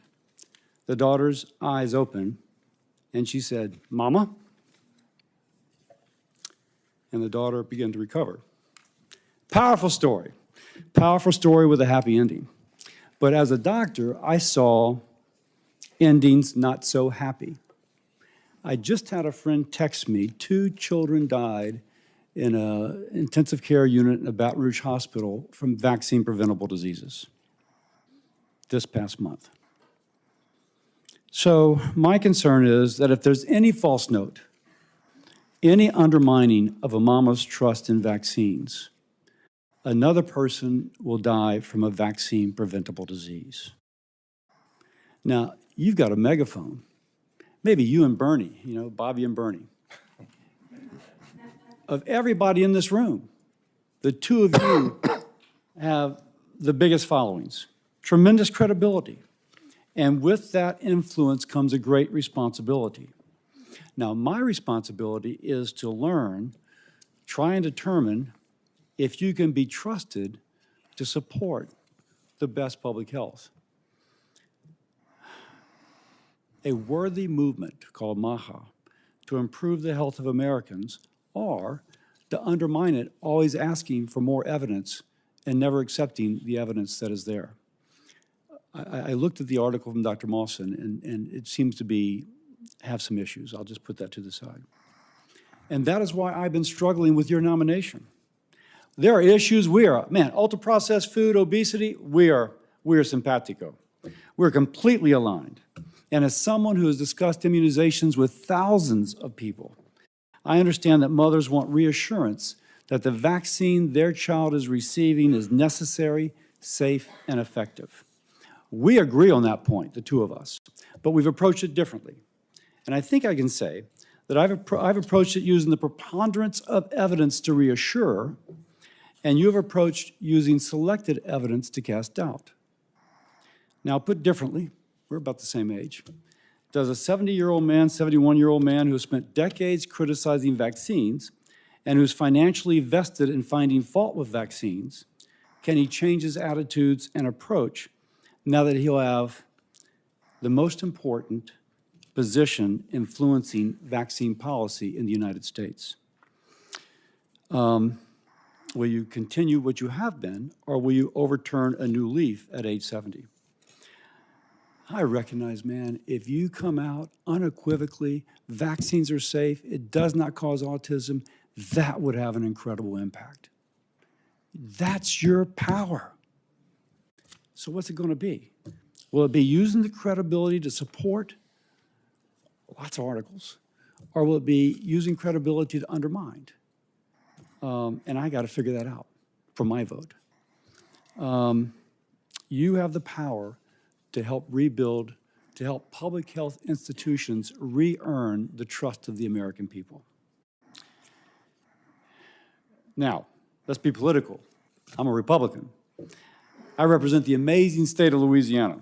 And as a patriotic American, I want President Trump's policies to succeed in making America and Americans more secure, more prosperous, healthier. But if there's someone that is not vaccinated because of policies or attitudes you bring to the department, and there's another 18-year-old who dies of a vaccine-preventable disease, helicoptered away, God forbid dies, it'll be blown up in the press. The greatest tragedy will be her death, but I can also tell you an associated tragedy that will cast a shadow over President Trump's legacy, which I want to be the absolute best legacy it can be. So that's my dilemma, man. And you may be hearing from me over the weekend. You may be hearing from me over the weekend. I once again thank you for your time, and I yield to my ranking member. Thank you, Mr. Chairman, and thank you very much for your job today in conducting this very, very important hearing. Let me reiterate my concerns. Every person on this panel, and I would hope everybody in America, wants to make us the healthiest country on earth. And I applaud Mr. Kennedy for raising the issues and talking about some very important truths. But what I am not hearing from him are some very specific policy issues that we absolutely need if we're going to make America healthy. It is unquestionable that when 68,000 Americans die because they can't afford to go to a doctor, you got to deal with that. And I have not heard one word about the need for universal health care that exists in every country on earth. When 1 out of 4 people can't afford prescription drugs because the pharmaceutical industry is ripping us off and charging us 10 times more in some cases than the people in other countries. I have not heard the definitive answer I need that we're not going to pay the highest prices in the world for prescription drugs. And one of the points I think that Mr. Kennedy made, which is right, healthcare is not just medical care. It's a lot more. Talk about the food industry. We have held a hearing, Senator Cassidy and I held a hearing a couple of months ago, where we made the point that the food industry is, in fact, poisoning our kids with addictive food that is leading to obesity, diabetes, heart conditions, etc. And I hope that our Congress and the White House will have the courage to take on a very powerful food industry and demand that the products that they sell our kids are in fact healthy and non-addictive. In many ways, what the food industry is doing today is what the tobacco industry did 50 or 60 years ago. And we talk about making America healthy today. Again, it's not just doctor care, medical care.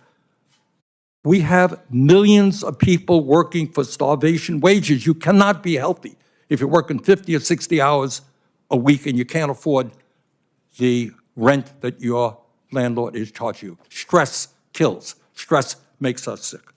So, Mr. Chairman, let me just say this. I think the issues that have been raised in this hearing today are of enormous importance. I look forward to working with you and other members of this committee to make sure that we develop the policies that have the courage to take on very powerful and wealthy special interests, so in fact, that we can make America healthy. Thank you. This concludes our hearing. For any senators who wish to ask additional questions, questions for the record will be due tomorrow on Friday, January 31st at 5 p.m.